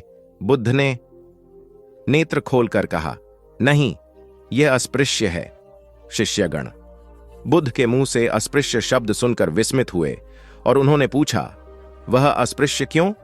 कैसे? भगवान, आपके धर्म में तो जात पात का भेद नहीं है। बुद्ध बोले, आज यह क्रोध में आया है। क्रोध से जीवन की एकता भंग होती है। क्रोध ही मानसिक हिंसा करता है। किसी भी कारण से क्रोध करने वाला अस्पृश्य है। उसे कुछ देर तक स्मरण कर लेना चाहिए कि अहिंसा परम धर्म है। कथा का उपदेश यह है कि क्रोध एक असात्विक भाव है जो कर्ता और भोक्ता दोनों के लिए हानिकारक होता है। इससे बचते हुए शांति से विचारने व कार्य करने की प्रवृत्ति अपनानी चाहिए। शांत मन और मस्तिष्क ही विवेकपूर्ण निर्णय लेने में सक्षम होते हैं। बौद्ध संघ के एक भिक्षु को कोई गंभीर रोग हो गया। उसकी हालत इतनी खराब हो गई कि वह चल फिर भी नहीं सकता था। और मलमूत्र में लिपटा पड़ा रहता था। उसकी यह हालत देख उसके साथी भिक्षु भी उसके पास नहीं आते और घृणा से मुंह फेरकर आसपास से निकल जाते थे। कुछ दिनों बाद बुद्ध को यह बात पता चली तो वे तत्काल अपने प्रिय शिष्य आनंद के साथ उस भिक्षु के पास पहुंचे। उसकी दयनीय दशा से उन्हें घोर कष्ट हुआ। उन्होंने भिक्षु से पूछा, तुम्हें कौन सा रोग हुआ है? भिक्षु बोला, भगवान, मुझे पेट की बीमारी है। बुद्ध ने स्नेह से उसके सिर पर हाथ फेरते हुए प्रश्न किया, क्या तुम्हारी परिचर्या करने वाला कोई नहीं है? भिक्षु की ना सुनते ही बुद्ध ने आनंद से कहा, पानी लेकर आओ, हम लोग पहले इसका शरीर स्वच्छ करेंगे। आनंद पानी लेकर आए। फिर बुद्ध ने भिक्षु के शरीर पर पानी डाला और आनंद ने उसके मलमूत्र को साफ किया। अच्छी तरह धो पोंछ कर बुद्ध ने भिक्षु के सिर को पकड़ा और आनंद ने पैरों को। इस प्रकार उसे उठाकर चारपाई पर लिटा दिया। फिर बुद्ध ने सारे भिक्षुओं को एकत्रित कर उन्हें समझाया, भिक्षुओं, तुम्हारे माता नहीं, पिता नहीं, भाई नहीं, बहन नहीं जो तुम्हारी सेवा करेंगे। यदि तुम परस्पर एक दूसरे की सेवा और देखभाल नहीं करोगे तो फिर कौन करेगा? याद रखो, जो रोगी की सेवा करता है वह ईश्वर की सेवा करता है। दीनहीन के प्रति करुणा व सेवा का भाव इस जगत को बुद्ध का सबसे बड़ा संदेश है, जो प्रत्येक देश, काल, परिस्थिति में प्रासंगिक है। गौतम सिद्धार्थ बुद्धत्व प्राप्त करके महात्मा बुद्ध बन गए। सत्य, अहिंसा और दया की मूर्ति बुद्ध अपने शिष्यों के साथ एक गांव में पहुंचे। कुछ अज्ञानी लोग उनके विरोधी थे। वे बुद्ध को अपशब्द कहने लगे। बुद्ध के शिष्यों को बहुत बुरा लगा, मगर बुद्ध ने उन्हें समझाया, ये लोग तो केवल अपशब्द ही कह रहे हैं। अगर ये पत्थर भी मार रहे होते तो भी मैं कहता कि मारने दो। मैं जानता हूं कि ये लोग कुछ कहना चाहते हैं, लेकिन क्रोध के मारे वह कह नहीं पा रहे हैं। 10 साल पहले यदि यही लोग मुझे गाली देते तो मैं इन्हें भी गाली देता, लेकिन अब तो लेन देन से मुक्ति मिल चुकी है। क्रोध से अपशब्द निकलते हैं। यहां तो क्रोध भवन कब का ढह चुका है। अपशब्द कहने वाले बड़ी मुश्किल में पड़ गए। तभी बुद्ध ने अपने शिष्यों से पूछा, इस गांव में कुछ लोग अपशब्द कह रहे हैं, इन्हें बताओ कि वहां के लोग फल और मिठाइयां लेकर आए थे। बुद्ध ने पूछा, फिर मैंने क्या किया था? शिष्यों ने बताया, आपने सारे फल और मिठाइयां यह कहकर वापस कर दी कि अब लेने वाला विदा हो चुका है, इन्हें वापस ले जाओ। आपने कहा था कि 10 साल पहले आते तो मैं सारे उपहार ले लेता। बुद्ध ने पूछा, फिर उन लोगों ने मिठाइयों का क्या किया होगा? शिष्यों ने बताया, गांव में बांट दी होगी। बुद्ध बोले, उन लोगों ने मिठाइयां गांव में बांट दी, लेकिन मैं उन लोगों से कहूंगा कि अपशब्द में न बांटें। बुद्ध फिर बोले, ये लोग अपशब्दों के थाल सजाकर लाए हैं, लेकिन ये गलत आदमी के पास आ गए हैं। ये मुझसे क्रोध नहीं करवा सकते। ठीक खूंटी की तरह जो किसी को नहीं टांगती, लोग उस पर वस्त्र टांग देते हैं। एक बार जैतवन के सभी ग्रामवासी भगवान बुद्ध के दर्शन करने और उपदेश सुनने के लिए एकत्र हुए। उस समय महाकश्यप, मौदगल्यायन, सारिपुत्र, चुंद और देवदत्त जैसे प्रबुद्ध जन बुद्ध के साथ धर्म विषय गंभीर चर्चा में तन्मय थे। ग्रामवासी थोड़ा ठिठक कर खड़े हो गए, क्योंकि इतने ज्ञानी जनों के बीच उन सभी को असहज सा महसूस हो रहा था। कुछ देर बाद बुद्ध की दृष्टि इन ग्रामवासियों पर पड़ी। उन्होंने तुरंत धर्म चर्चा रोक दी। प्रबुद्ध जन बुद्ध के इस व्यवहार पर चकित हो उठे और प्रश्नात्मक दृष्टि से उनको ओर देखा। बुद्ध अनाथ पिंडक नामक जिज्ञासु से बोले, भद्र, उठो, सामने ब्राह्मण मंडली खड़ी है, उन्हें आसन दो और आतिथ्य की सामग्री ले आओ। अनाथ पिंडक ने पीछे मुड़कर देखा तो उसे ब्राह्मण मंडली तो कहीं नहीं दिखी। मैले कुचैले या फटे वस्त्रों में खड़े ग्रामवासियों का झुंड दिखाई दिया। पिंडक ने शक्ति स्वर में कहा, देव, उन लोगों में एक भी ब्राह्मण नहीं है। ये सभी तो निम्न जाति के हैं, कई तो इनमें शूद्र हैं। बुद्ध गंभीर होकर बोले, पिंडक, जो व्यक्ति सदा श्रद्धावान है वह ब्राह्मण ही है। ये लोग प्रयोजन के लिए भावयुक्त होकर आए हैं, इसलिए इस समय तो ये ब्राह्मण ही हैं। अत तुम इनका समुचित सत्कार करो। कथा का इंगित यह है कि व्यक्ति जन्म से नहीं, कर्म से ब्राह्मण होता है। जो सद्गुणी हों और सत्कर्मी हों, वे शूद्र जाति में जन्मने के बावजूद ब्राह्मण हैं तथा उसी रूप में उनका आदर किया जाना चाहिए। यदि जीवन का संतुलन बिगड़ा और थकान आई तो समझ लीजिए कि बीमारी आई, और यदि वापस ऊर्जा अर्जित करने के लिए विश्राम किया जा रहा है तो ऐसी थकान वरदान भी साबित हो सकती है। इन दिनों जिस तरह की हमारी जीवन शैली है, इसमें असंतुलन बहुत अधिक है। सुबह उठने से लेकर रात को सोने तक शरीर की कुछ नियमित क्रियाएं हैं, आदमी उसे भूल गया है। गौतम बुद्ध बहुत काम करते पर कभी थकते नहीं थे। आज भी कई साधु संत उतना ही परिश्रम कर रहे हैं जितना एक कॉर्पोरेट जगत का सफल व्यक्ति करता है, और जब वे रात को सोते हैं तो पूरी बेफिक्री के साथ। बुद्ध से उनके शिष्यों ने एक बार पूछा था, आप थकते नहीं? बुद्ध का उत्तर था, जब मैं कुछ करता ही नहीं तो थकूंगा कैसे? बात सुनने में अजीब लगती है लेकिन है बड़ी गहरी। अध्यात्म ने इसे साक्षी भाव कहा है।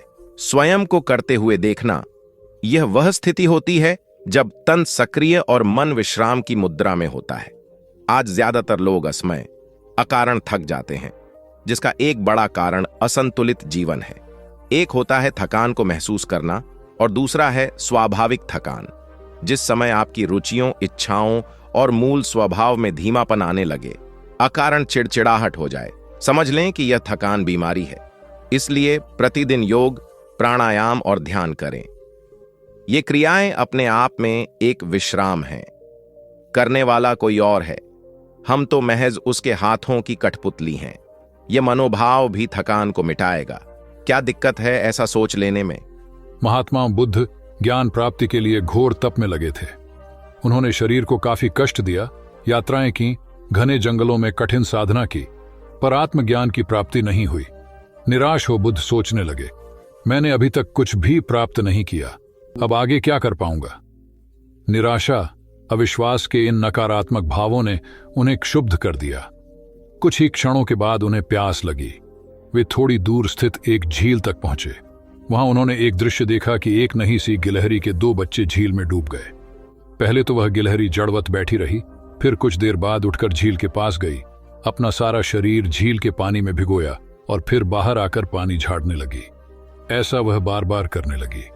बुद्ध सोचने लगे कि इस गिलहरी का प्रयास कितना मूर्खतापूर्ण है। क्या कभी यह इस झील को सुखा सकेगी?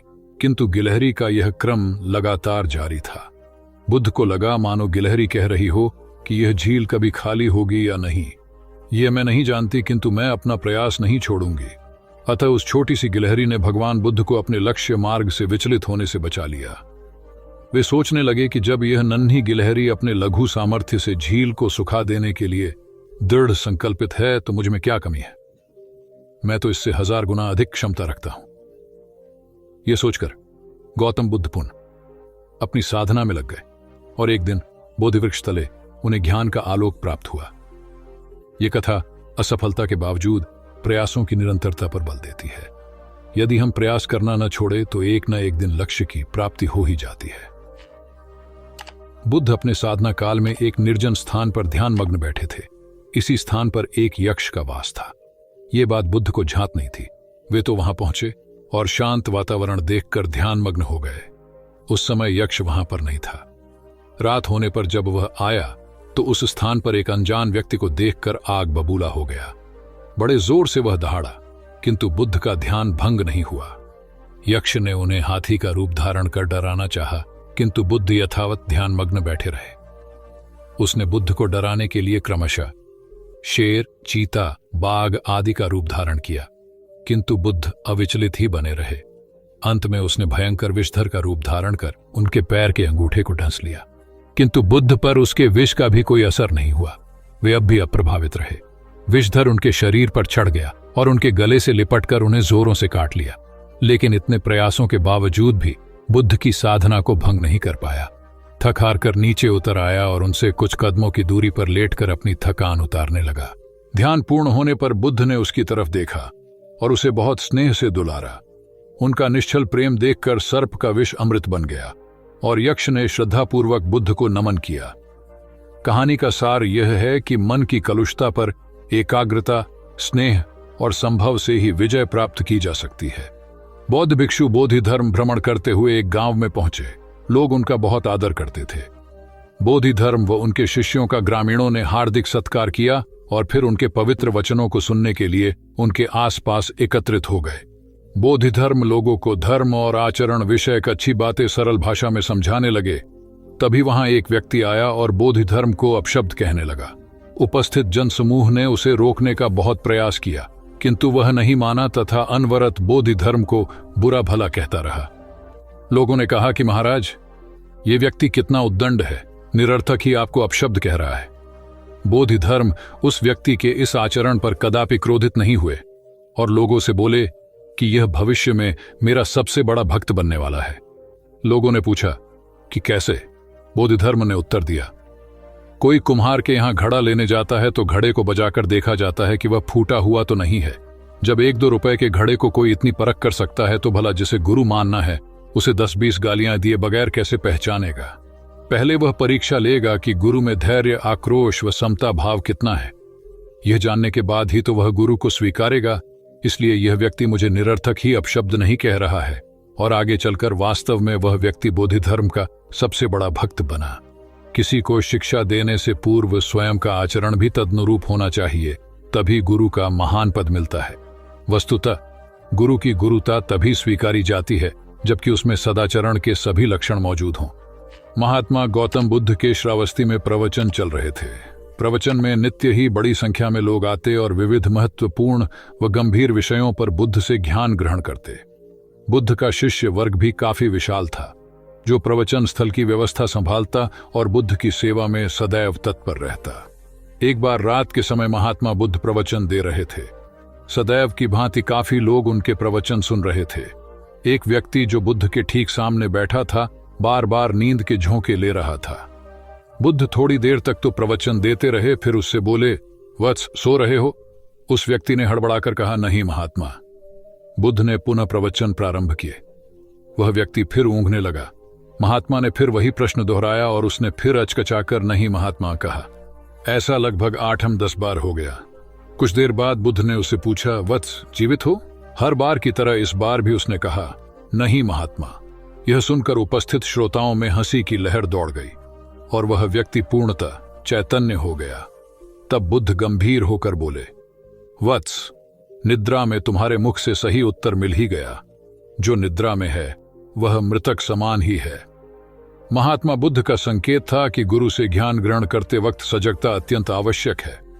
गाफिल रहने की स्थिति में ज्ञान की प्राप्ति पूर्ण नहीं होती और अधकचरा ज्ञान सदैव खतरनाक साबित होता है। कथा सिद्धार्थ के जीवन के उस दौर की है जब वे बुद्धत्व को प्राप्त नहीं हुए थे और निरंजना नदी के तटीय वनों में वृक्ष के नीचे ध्यान करते थे। सिद्धार्थ प्रतिदिन ध्यान करने के बाद पास के किसी गांव में चले जाते और भिक्षा मांगकर लौट आते। कुछ दिनों के बाद उन्होंने भिक्षाटन पर जाना बंद कर दिया, क्योंकि एक गांव के प्रधान की छोटी बेटी सुजाता उनके लिए नित्य भोजन लाने लगी। सिद्धार्थ को वह बड़े स्नेह से भोजन कराती थी। कुछ दिनों बाद उसी गांव का एक चरवाहा भी सिद्धार्थ से प्रभावित होकर उनके पास आने लगा। उसका नाम स्वस्थी था। एक दिन स्वस्थी से सिद्धार्थ बातें कर रहे थे कि सुजाता भोजन लेकर आई। जैसे ही सिद्धार्थ ने भोजन करना शुरू किया, उन्होंने बातचीत बंद कर दी। जितनी देर तक वे भोजन करते रहे, बिल्कुल चुप रहे और वहां सन्नाटा छाया रहा। स्वस्थी को हैरानी हुई। उसने सिद्धार्थ के भोजन करने के उपरांत उनसे पूछा, गुरुदेव, आप मेरे आने के बाद निरंतर वार्तालाप करते रहे, किंतु भोजन के समय एक शब्द भी नहीं बोले। इसका क्या कारण है? सिद्धार्थ बोले, भोजन का निर्माण बड़ी कठिनाई से होता है। किसान पहले बीज बोता है, फिर पौधों की रखवाली करता है और तब कहीं जाकर अनाज पैदा होता है। फिर घर की महिलाएं उसे बड़े जतन से खाने योग्य बनाती हैं। इतनी कठिनाई से तैयार भोजन का पूरा आनंद तभी संभव है जब हम पूर्णतः मौन हों।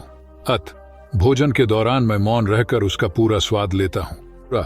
वस्तुतः शांति से किया गया भोजन न केवल शारीरिक भूख को तृप्त करता है, बल्कि मानसिक आनंद और सात्विक ऊर्जा भी देता है।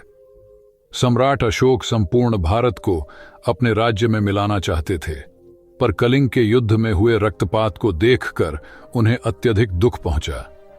उनकी महत्वाकांक्षा ने जो तबाही मचाई थी, उसे देखकर उन्हें खुद पर ग्लानि हुई। उन्होंने देखा कि लोग दर्द से कराह रहे थे। यह सब विनाश केवल उनकी महत्वाकांक्षा से हुआ था।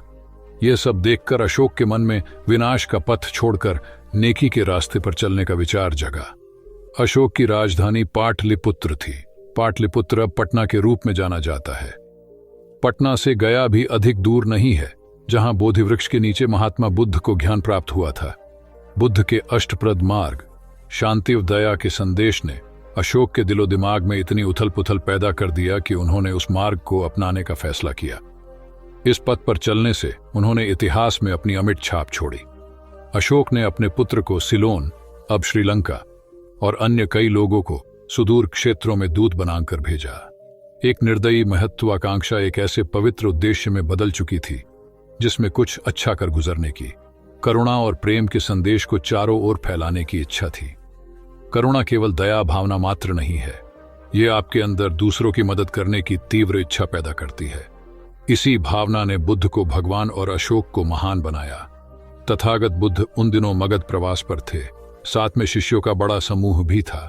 प्रतिदिन बुद्ध के प्रवचन होते, जिनका लाभ लेने के लिए बड़ी संख्या में लोग आते। इन लोगों में साधारण जन के साथ विशिष्ट हस्तियां भी शामिल रहती थीं। हालांकि बुद्ध सभी के प्रति समान रूप से प्रेम व आत्मीयता का व्यवहार रखते थे। इन लोगों में नगर सेठ का पुत्र भी था, जो बड़े ध्यान से बुद्ध के प्रवचन सुनता था। वह नित्य ही बुद्ध के शिष्यों के समक्ष बुद्ध की तारीफों के पुल बांधता और धन्य धन्य भाव से घर जाता। एक दिन प्रवचन समाप्त होने के बाद उसने किसी शिष्य से कहकर बुद्ध से मिलने की हार्दिक इच्छा प्रकट की। जब उसे बुद्ध के सामने ले जाया गया तो उसने उन्हें साष्टांग प्रणाम कर कहा, भगवान, आप जैसा तपस्वी और ज्ञानी व्यक्ति पहले न कभी हुआ था और न भविष्य में होगा।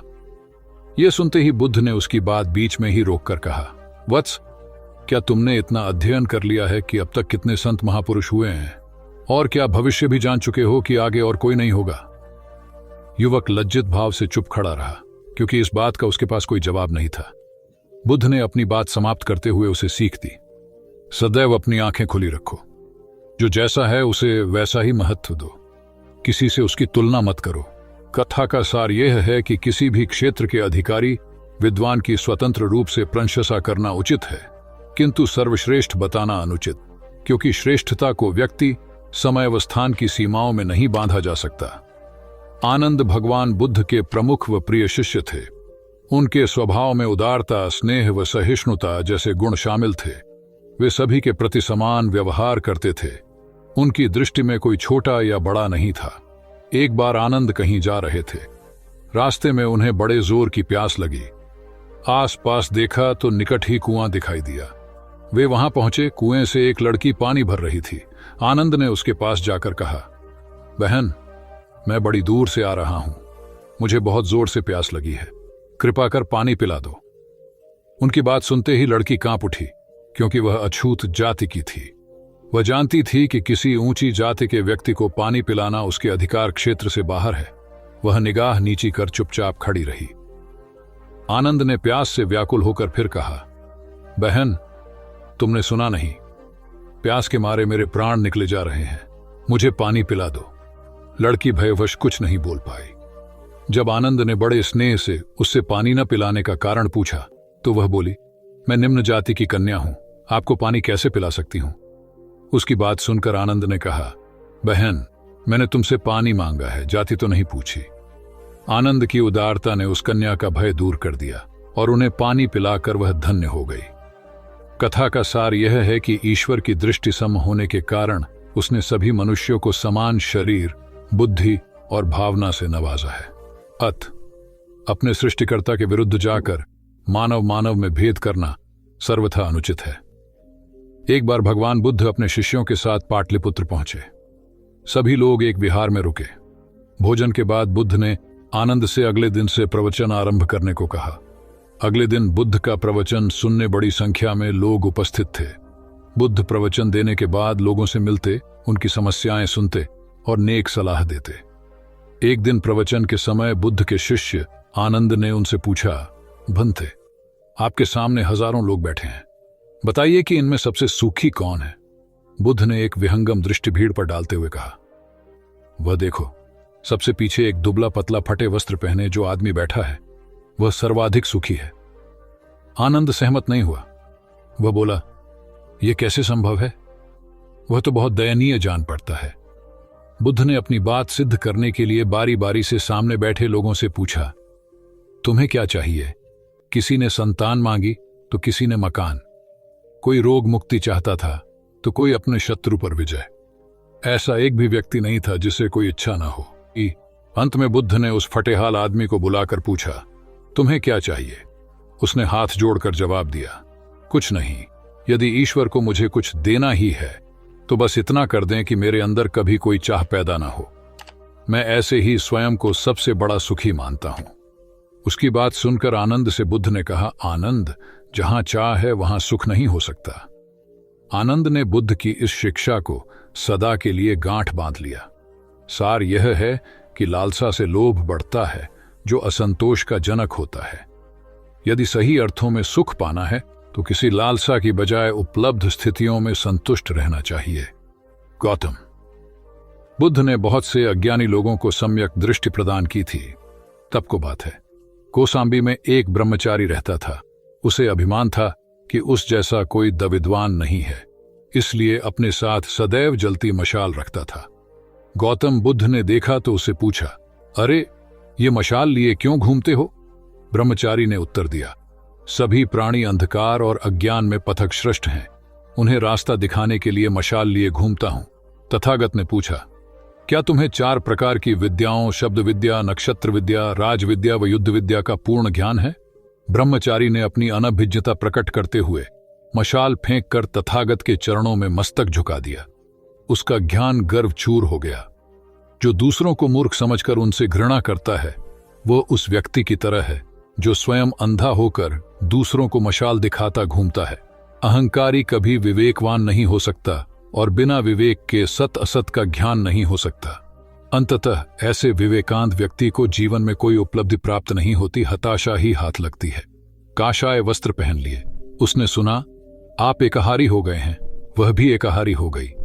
आपने उत्तम पलंग पर सोना त्याग दिया है तो इसने भी त्याग दिया। आपने माला का त्याग किया, गंध का त्याग किया तो इसने भी वह सब त्याग दिया।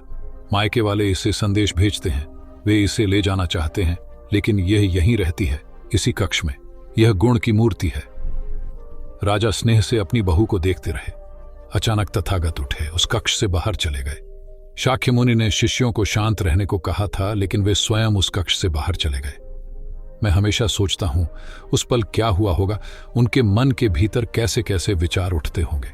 क्या संबोधि एक लघु क्षण होता है या दीर्घ क्षण? क्या संबोधि एक अनंत अभ्यास है?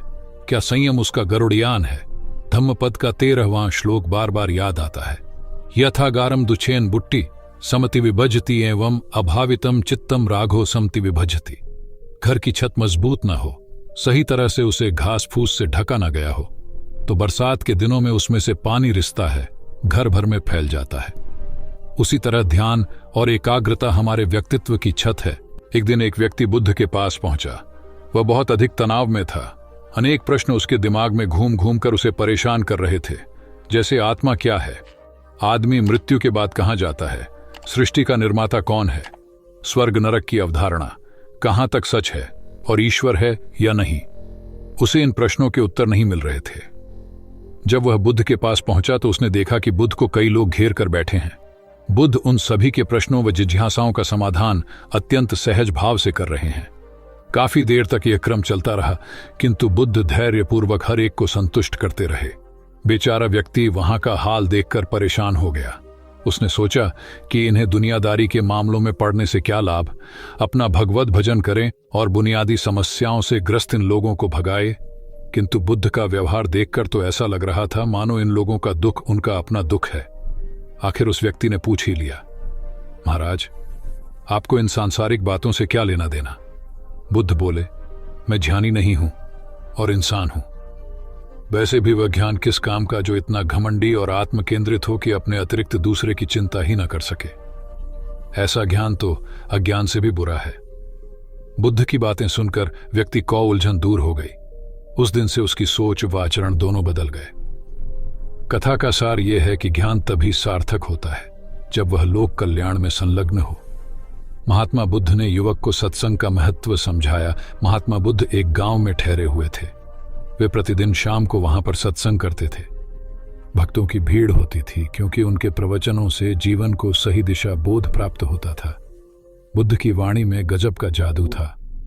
तब बुद्ध ने उसे समझाया, यदि इसी तरह उसे पानी में निरंतर डालते रहोगे तो कुछ ही दिनों में ये छेद फूलकर बंद हो जाएंगे और टोकरी में पानी भर पाओगे। इसी प्रकार जो निरंतर सत्संग करते हैं उनका मन एक दिन अवश्य निर्मल हो जाता है, अवगुणों के छिद्र भरने लगते हैं और गुणों का जल भरने लगता है। युवक ने बुद्ध से अपनी समस्या का समाधान पा लिया। निरंतर सत्संग से दुर्जन भी सज्जन हो जाते हैं, क्योंकि महापुरुषों की पवित्र वाणी उनके मानसिक विकारों को दूर कर उनमें सद्विचारों का आलोक प्रसारित कर देती है। एक आदमी को बुद्ध ने सुझाव दिया कि दूर से पानी लाते हो, क्यों नहीं अपने घर के पास एक कुआं खोद लेते? हमेशा के लिए पानी की समस्या से छुटकारा मिल जाएगा। सलाह मानकर उस आदमी ने कुआं खोदना शुरू किया, लेकिन 7-8 फीट खोदने के बाद उसे पानी तो क्या, गीली मिट्टी का भी चिन्ह नहीं मिला। उसने वह जगह छोड़कर दूसरी जगह खुदाई शुरू की, लेकिन 10 फीट खोदने के बाद भी उसमें पानी नहीं निकला। उसने फिर तीसरी जगह कुआं खोदना शुरू किया, लेकिन यहां भी उसे निराशा ही हाथ लगी। इस क्रम में उसने 8-10 फीट के 10 कुएं खोद डाले, लेकिन पानी कहीं नहीं मिला। वह निराश होकर बुद्ध के पास गया। उसने बुद्ध को बताया कि मैंने 10 कुएं खोद डाले, मगर पानी एक में भी नहीं निकला। बुद्ध को आश्चर्य हुआ। वे स्वयं चलकर उस स्थान पर आए जहां उसने 10 गड्ढे खोदे हुए थे। बुद्ध ने उन गड्ढों की गहराई देखी और सारा माजरा समझ गए। फिर वे बोले, 10 कुएं खोदने की बजाय एक कुएं में ही तुम अपना सारा परिश्रम लगाते तो पानी कब का मिल गया होता। तुम सब गड्ढों को बंद कर दो, केवल एक को गहरा करते जाओ, पानी निकल आएगा। उसने बुद्ध को बात मानकर ऐसा ही किया। परिणाम स्वरूप कुआं पूर्ण होते ही पानी निकल आया। सबने भगवान बुद्ध की जय जयकार की। धन्ना सेठ के पास 7 पुश्तों के पालन पोषण जितना धन था। उसका व्यापार चारों तरफ फैला हुआ था, किंतु फिर भी उसका मन अशांत रहता था। कभी धन की सुरक्षा की चिंता, तो कभी व्यापारिक प्रतिस्पर्धा में आगे निकलने का तनाव। चिंता और तनाव के कारण वह अस्वस्थ रहने लगा। उसके मित्र ने उसकी गिरती दशा देखी तो उसे बुद्ध के पास जाने की सलाह दी। सेठ बुद्ध के पास पहुंचा और अपनी समस्या बताई। बुद्ध ने उसे सांत्वना देते हुए कहा, तुम घबराओ मत, तुम्हारा कष्ट अवश्य दूर होगा। बस तुम यहां कुछ दिन रहकर प्रभु का ध्यान किया करो। बुद्ध के कहे अनुसार सेठ ने रोज ध्यान करना शुरू कर दिया, किंतु सेठ का मन ध्यान में नहीं लगा। वह जैसे ही ध्यान करने बैठता, उसका मन फिर अपनी दुनिया में चला जाता। उसने बुद्ध को यह बात बताई, किंतु बुद्ध ने कोई उपाय नहीं बताया। थोड़ी देर बाद जब सेठ बुद्ध के साथ वन में सायंकालीन भ्रमण कर रहा था, तो उसके पैर में एक कांटा चुभ गया। वह दर्द के मारे कराहने लगा। बुद्ध ने कहा, बेहतर होगा कि तुम जी कड़ाकर कांटे को निकाल दो, तब इस दर्द से मुक्ति मिल जाएगी। सेठ ने मन कड़ाकर कांटा निकाल दिया। उसे चैन मिल गया। तब बुद्ध ने उसे समझाया, ऐसे ही लोभ, मोह, क्रोध, घमंड व द्वेष के कांटे तुम्हारे मन में गड़े हैं। जब तक अपने मन की संकल्प शक्ति से उन्हें नहीं निकालोगे, अशांत ही रहोगे। सेठ का अज्ञान बुद्ध के इन शब्दों से दूर हो गया और उसने निर्मल हृदय की राह पकड़ ली। अपनी कुप्रवृत्तियों से मुक्ति के लिए संकल्पबद्धता अनिवार्य है। जब तक व्यक्ति दृढ़ निश्चय न कर ले, वह अपनी गलत आदतों से मुक्त नहीं हो सकता। बुद्ध की शिक्षा से गांव का उद्धार हुआ। एक युवक ने बुद्ध से आकर कहा, मेरा गांव अशिक्षित है। मैं अपने परिवार से झगड़कर थोड़ा बहुत पढ़ पाया हूं। आगे और पढ़ना चाहता हूं, किंतु सभी रोक रहे हैं। घर के लोग सोचते हैं कि खेती में खूब पैसा है और उसके लिए किसी शिक्षा की आवश्यकता नहीं है। यही सोच गांव वालों की भी है। कृपया आप मेरे गांव चलकर वहां शिक्षा का प्रसार करवाइए। बुद्ध युवक की बात मानकर गांव आ गए। धर्मभीरू ग्रामीणों ने बुद्ध का सत्कार किया और रोज उनके प्रवचन सुनने आने लगे। बुद्ध जब भी शिक्षा का महत्व बताते, ग्रामीण विरोधी मत रखते। एक दिन एक महिला अपने 5 साल के बच्चे के लिए पूछने लगी कि उसे किस उम्र से शिक्षा दिलवाए। तब बुद्ध ने समझाया कि तुम्हें तो 5 वर्ष पूर्व उसकी शिक्षा शुरू कर देनी थी। उसे क्या खाना है, क्या नहीं, कैसे क्या बोलना है आदि बातें शुरू से सिखाओगी, तभी तो वह अपना उचित ख्याल रख सकेगा। बुद्ध की यह बात महिला सहित सभी ग्रामीणों को समझ में आ गई। उन्होंने अपने बच्चों को विद्यालय भेजना शुरू किया। यह समय वर्षा का था।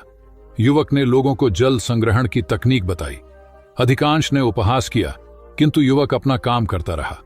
बुद्ध का सहयोग प्राप्त था, इसलिए किसी ने उसका खुलकर विरोध नहीं किया। जब गर्मी में भीषण जल संकट के कारण फसलें सूखने लगीं, तो युवक ने कुएं खुदवाए जिनमें जल संग्रहण की तकनीक के कारण खूब पानी निकला। ग्रामीण अब शिक्षा का महत्व समझ चुके थे। धीरे धीरे संपूर्ण गांव शिक्षित हो गया। ज्ञान हर उम्र में अर्जित किया जा सकता है। यही ज्ञान हमें जीवन में आने वाली समस्याओं के समाधान की राह सुझाता है। एक गांव में दो भाई रहते थे जो अपनी शैतानियों के लिए कुख्यात थे। उन्हें दूसरों को परेशान करने में बड़ा आनंद आता था। वे हर समय किसी न किसी को परेशान करने में लगे रहते थे। गांव के लोगों के साथ साथ उनके माता पिता भी उनकी ऐसी हरकतों के कारण बहुत दुखी थे। जब गांव का कोई व्यक्ति उनके माता पिता के पास उनकी शिकायत लेकर आता तो वे दोनों को बहुत समझाते, किंतु दोनों भाइयों के कानों पर जूं तक नहीं रेंगती। एक दिन उनकी मां गांव में आए हुए महात्मा बुद्ध के पास गई और अपने बच्चों में किसी भी तरह ईश्वर का भय भर देने का आग्रह किया ताकि वे लोग शैतानी से बाज आए। महात्मा बुद्ध ने मां से दोनों को एक एक करके उनके पास भेजने को कहा। मां ने अपने पहले लड़के को महात्मा बुद्ध के पास भेजा। वह जाकर महात्मा बुद्ध के पास बैठ गया। महात्मा बुद्ध ने उससे पूछा, ईश्वर कहाँ है? लड़के की कुछ समझ में नहीं आया और उसने कोई उत्तर नहीं दिया। तब महात्मा बुद्ध ने दोबारा यही सवाल कड़क कर पूछा तो डर के मारे लड़का वहां से तेजी से भागा और भागते हुए अपने भाई के पास जा पहुंचा तथा बोला, भाई तुम्हें पता है ईश्वर खो गया है और सब लोग इसके लिए हमें ही जिम्मेदार समझ रहे हैं। छोटा भाई भी इतना बड़ा आरोप सुनकर डर गया और उस दिन से दोनों ने शैतानी करना छोड़ दिया। कथा का सार यह है कि जब सीधे मार्ग से सुधार की राह न मिले तो टेढ़े मार्ग का सहारा लेना ही सर्वथा उचित है। सेठ ने बुद्ध से जाना सच्चा संपन्न होना।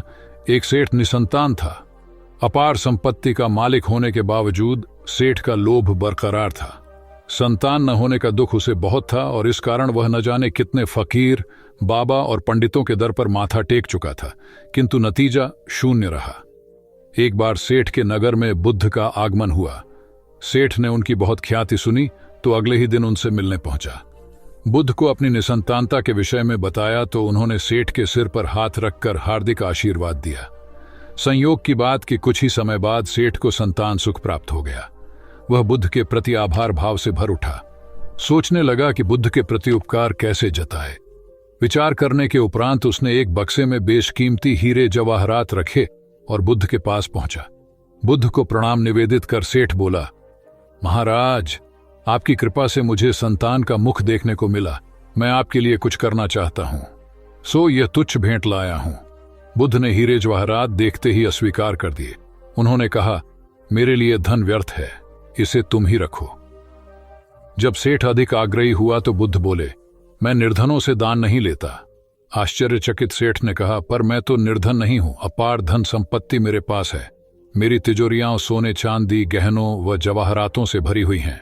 रात दिन परिश्रम कर मैं इस संपत्ति को दिन दूनी रात चौगुनी कर रहा हूं, फिर मैं निर्धन कैसे हूं? तब बुद्ध ने समझाया, इसका आशय यह है कि तुम अपनी वर्तमान संपत्ति से तृप्त नहीं हो, और अतृप्त व्यक्ति निर्धन ही तो होता है, क्योंकि सच्चा संपन्न तो वह है जो तृप्त हो। बुद्ध की बातों ने सेठ की आंखें खोल दी। संतोष सबसे बड़ा धन और संतोषी सर्वाधिक धनी होता है, क्योंकि इच्छाओं का अंत निर्लिप्तता की परम सुखमय अवस्था को लाता है। एक बार गौतम बुद्ध से अभय राजकुमार ने प्रश्न किया कि क्या श्रमण गौतम कभी कठोर वचन कहते हैं। उसने सोच रखा था कि नहीं कहने पर वह बताएगा कि एक बार उन्होंने देवदत्त को नरकगामी कहा था, और यदि हां कहे तो उसने पूछा, जा सकता है कि जब आप कठोर शब्दों का प्रयोग करने से स्वयं को रोक नहीं पाते, तब दूसरों को ऐसा उपदेश कैसे देते हैं। बुद्ध ने अभय के प्रश्न का आशय जान लिया। उन्होंने कहा, इसका उत्तर न तो हां में दिया जा सकता है और न नहीं में। अभय की गोद में उस समय एक छोटा बालक था। उसकी ओर इशारा करते हुए बुद्ध ने पूछा, राजकुमार, यदि दाई के अनजाने में यह बालक अपने मुख में कांट का टुकड़ा डाल ले, तब तुम क्या करोगे? मैं उसे निकालने का प्रयास करूंगा। यदि वह आसानी से न निकल सकता हो तो बाएं हाथ से उसका सिर पकड़कर दाहिने हाथ की उंगली को टेढ़ा करके उसे निकालूंगा। यदि खून निकलने लगे तो भी मेरा यही प्रयास रहेगा कि वह कांट का टुकड़ा किसी न किसी तरह बाहर निकल आए। ऐसा क्यों? इसलिए कि भंते इसके प्रति मेरे मन में अनुकंपा है। राजकुमार, ठीक इसी तरह तथागत जिस वचन के बारे में जानते हैं कि यह मिथ्या या अनर्थकारी है और उससे दूसरों के हृदय को ठेस पहुंचती है, तब उसका वे कभी उच्चारण नहीं करते। पर इसी तरह जो वचन उन्हें सत्य और हितकारी प्रतीत होते हैं तथा दूसरों को प्रिय लगते हैं, उनका वे सदैव उच्चारण करते हैं। इसका कारण यही है कि तथागत के मन में सभी प्राणियों के प्रति अनुकंपा है। भगवान बुद्ध देव और मनुष्यों के शास्ता थे, परंतु सबसे पहले वह मनुष्य थे। मनुष्य बढ़कर देवता बनता है, यह प्राचीन मान्यता थी। आज भी हम मनुष्यत्व के ऊपर देवत्व की बात करते हैं, परंतु बुद्ध ने इस क्रम को पलट दिया।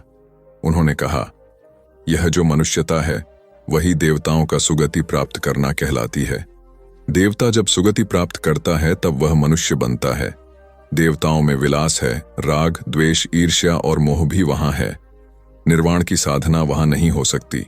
इसके लिए देवताओं को मनुष्य बनना पड़ता है। मनुष्यों में ही देव पुरुष का आविर्भाव होता है, जिनको देवता नमस्कार करते हैं। मानवता धर्म का उपदेश देने वाले बुद्ध स्वयं मानवता के जीते जागते रूप थे। यहाँ उनके जीवन से संबंधित कुछ प्रसंग दिए जाते हैं, जिनसे उनके व्यक्तित्व में बैठी हुई गहरी मानवता का दर्शन होता है। भगवान का परिनिर्वाण होने वाला है। रात का पिछला पहर है। भिक्षु उनकी शैया को घेरे बैठे हैं। बुद्ध उन्हें उपदेश दे रहे हैं। कह रहे हैं, भिक्षुओं, बुद्ध धर्म और संघ के विषय में कुछ शंका हो तो पूछ लो। पीछे मलाल मत करना कि भगवान हमारे सामने थे पर हम उनसे कुछ पूछ न सके। कोई शिष्य नहीं बोलता। भगवान 3 बार कहते हैं, पर कोई भिक्षु कुछ पूछने को नहीं उठता। भगवान को शंका होती है कि कहीं वे उनके गौरव का विचार करके पूछने में संकोच तो नहीं कर रहे। इसलिए वह कहते हैं, शायद भिक्षुओं, तुम मेरे गौरव के कारण नहीं पूछ रहे। जैसे मित्र मित्र से पूछता है, वैसे तुम मुझसे पूछो।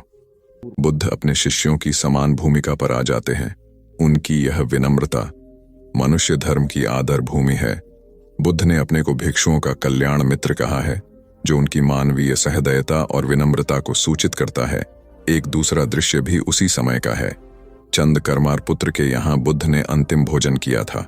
उसके बाद ही उन्हें खून गिरने की कड़ी बीमारी हो गई थी, जो उनके शरीरांत का कारण बनी।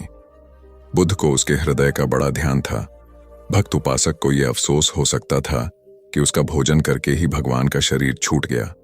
इसलिए आखिरी सांस लेने से पहले उन्होंने आनंद को आदेश दिया, आनंद, चंद करमार पुत्र की इस चिंता को दूर करना और कहना, आयुष्मान तूने बद्धा लाभ कमाया कि मेरे भोजन को करके तथागत परिनिर्वाण को प्राप्त हुए। जिसके हृदय में अगाध करुणा थी, वह ऐसा क्यों न कहता। उसने अपने पति के द्वारा बुद्ध के चरणों में प्रणाम अर्पित करवाया। भगवान ने उसे आशीर्वाद देते हुए कहा, कोल्य पुत्री सुप्रवास, सुखी हो जाए, चंगी हो जाए। सुखी और चंगी होकर बिना किसी कष्ट के वह पुत्र प्रसव करे। ब्राह्मणों के साथ भी उनकी पूरी सहानुभूति थी, जैसे कि विश्व के सभी प्राणियों के साथ उनकी पूरी सहानुभूति थी। बावरी नामक ब्राह्मण के एक शिष्य ने जब अपने गुरु की ओर से भगवान के चरणों में प्रणाम निवेदन किया, तो भगवान ने आशीर्वाद देते हुए कहा, शिष्यों सहित बावरी ब्राह्मण सुखी हो। माणवक, तुम भी सुखी हो, चिरजीवी हो। बुद्ध के पास छोटा बड़ा जो भी जाता था, वह उससे कहते थे, आओ, तुम्हारा स्वागत है। भगवान अपनी अंतिम यात्रा में पावा और कुसीनारा के बीच जा रहे थे। रास्ते में उन्हें पुक्कुस मल्लपुत्र नामक व्यापारी मिला। उसने उन्हें एक दुशाला भेंट किया, परंतु भगवान उसे अकेले कैसे आड़ते। वह अपने शिष्य आनंद को सम्मानित करना चाहते थे।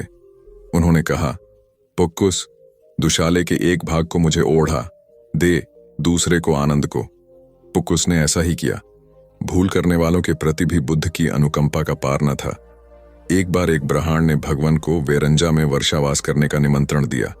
भगवान वहां गए, लेकिन वह ब्राह्मण बहुधंधी था। उसने उनकी कुछ भी सुध बुध नहीं ली। बुद्ध को बड़ा कष्ट हुआ। उन्हें 3 महीने तक कुटा हुआ जौ रोज खाना पड़ रहा, क्योंकि उस समय वेरंजा में अकाल पड़ रहा था और वह भी उनको और उनके शिष्यों को घोड़ों के व्यापारियों से मिलता था। इतना होने पर भी वर्षावास की समाप्ति पर भगवान बुद्ध अन्यत्र जाने से पूर्व वेरंजा जाकर ब्राह्मण को आशीर्वाद देना नहीं भूले। भगवान बुद्ध के जीवन में ऐसी अनंत घटनाएं मिलती हैं। उनमें हमें उनकी मानवता के दर्शन होते हैं। उनके जीवन में कोमलता की पराकाष्ठा थी और उनकी वाणी में अपर्वु माधुर्य था जो सबको अपनी ओर खींचता था। उनके मुंह से क्रोध भरा शब्द कभी नहीं निकलता था। वह मनुष्य थे, परंतु मनुष्य की दुर्बलताओं से ऊपर उठ चुके थे। उनके व्यक्तित्व में मानवता की शुभ ज्योत्सना धर्म की स्थिति बन। एक राजा ने अपने पुरुषार्थ से राज्य को समृद्ध बना दिया था। राज्य में रण बड़ी सुखी थी, क्योंकि वह प्रत्येक वर्ग के हितों को ध्यान में रखकर काम करता था। जब राजा वृद्ध हुआ तो उसे योग्य उत्तराधिकारी को चिंता सताने लगी, क्योंकि उसे लगता कि योग्य उत्तराधिकारी के बिना सुव्यवस्था अव्यवस्था में बदल जाएगी और प्रजा की परेशानी बढ़ जाएगी। हालांकि राजा का एक बेटा था, किंतु वह अत्यधिक आलसी और कर्महीन था। वह स्वयं को मालिक समझता और शेष सभी को अपना गुलाम। यह अहंकार उसके आचरण में सदैव झलकता था। राजा उसे सुधारने के उद्देश्य से बुद्ध के आश्रम में छोड़ आया। बुद्ध ने अगले ही दिन राजकुमार को आदेश दिया, वत्स, यहां से 5 कोस पर एक जंगल है, तुम वहां जाकर फूलों के कुछ पौधे ले आओ और उन्हें आश्रम के अहाते में लगा दो। यह सुनते ही राजकुमार को बड़ा क्रोध आया, क्योंकि उसने तो आदेश देना ही सीखा था। चूंकि उसके पिता ने बुद्ध को बात मानने को कहा था, इसलिए वह मन मारकर जंगल गया और फूलों के पौधे लाकर आश्रम में लगा दिए। राजकुमार ने उन्हें सींचा और जानवरों से बचाने के लिए उनकी रात दिन रखवाली की। कुछ महीनों में सारा आश्रम भांति भांति के सुंदर फूलों से खिल उठा। राजकुमार अपनी मेहनत का ऐसा फल देखकर बहुत प्रसन्न हुआ। बुद्ध ने उसे शाबाशी देते हुए समझाया, वत्स, याद रखो, जो सोता है उसका भाग्य भी सो जाता है, और जो चलता है उसका भाग्य निरंतर उसके साथ चलता है। अब राजकुमार कर्मठ बन चुका था। राजा को अपना योग्य उत्तराधिकारी मिल गया था। कर्म सफलता की कुंजी है, अतः सदैव कर्म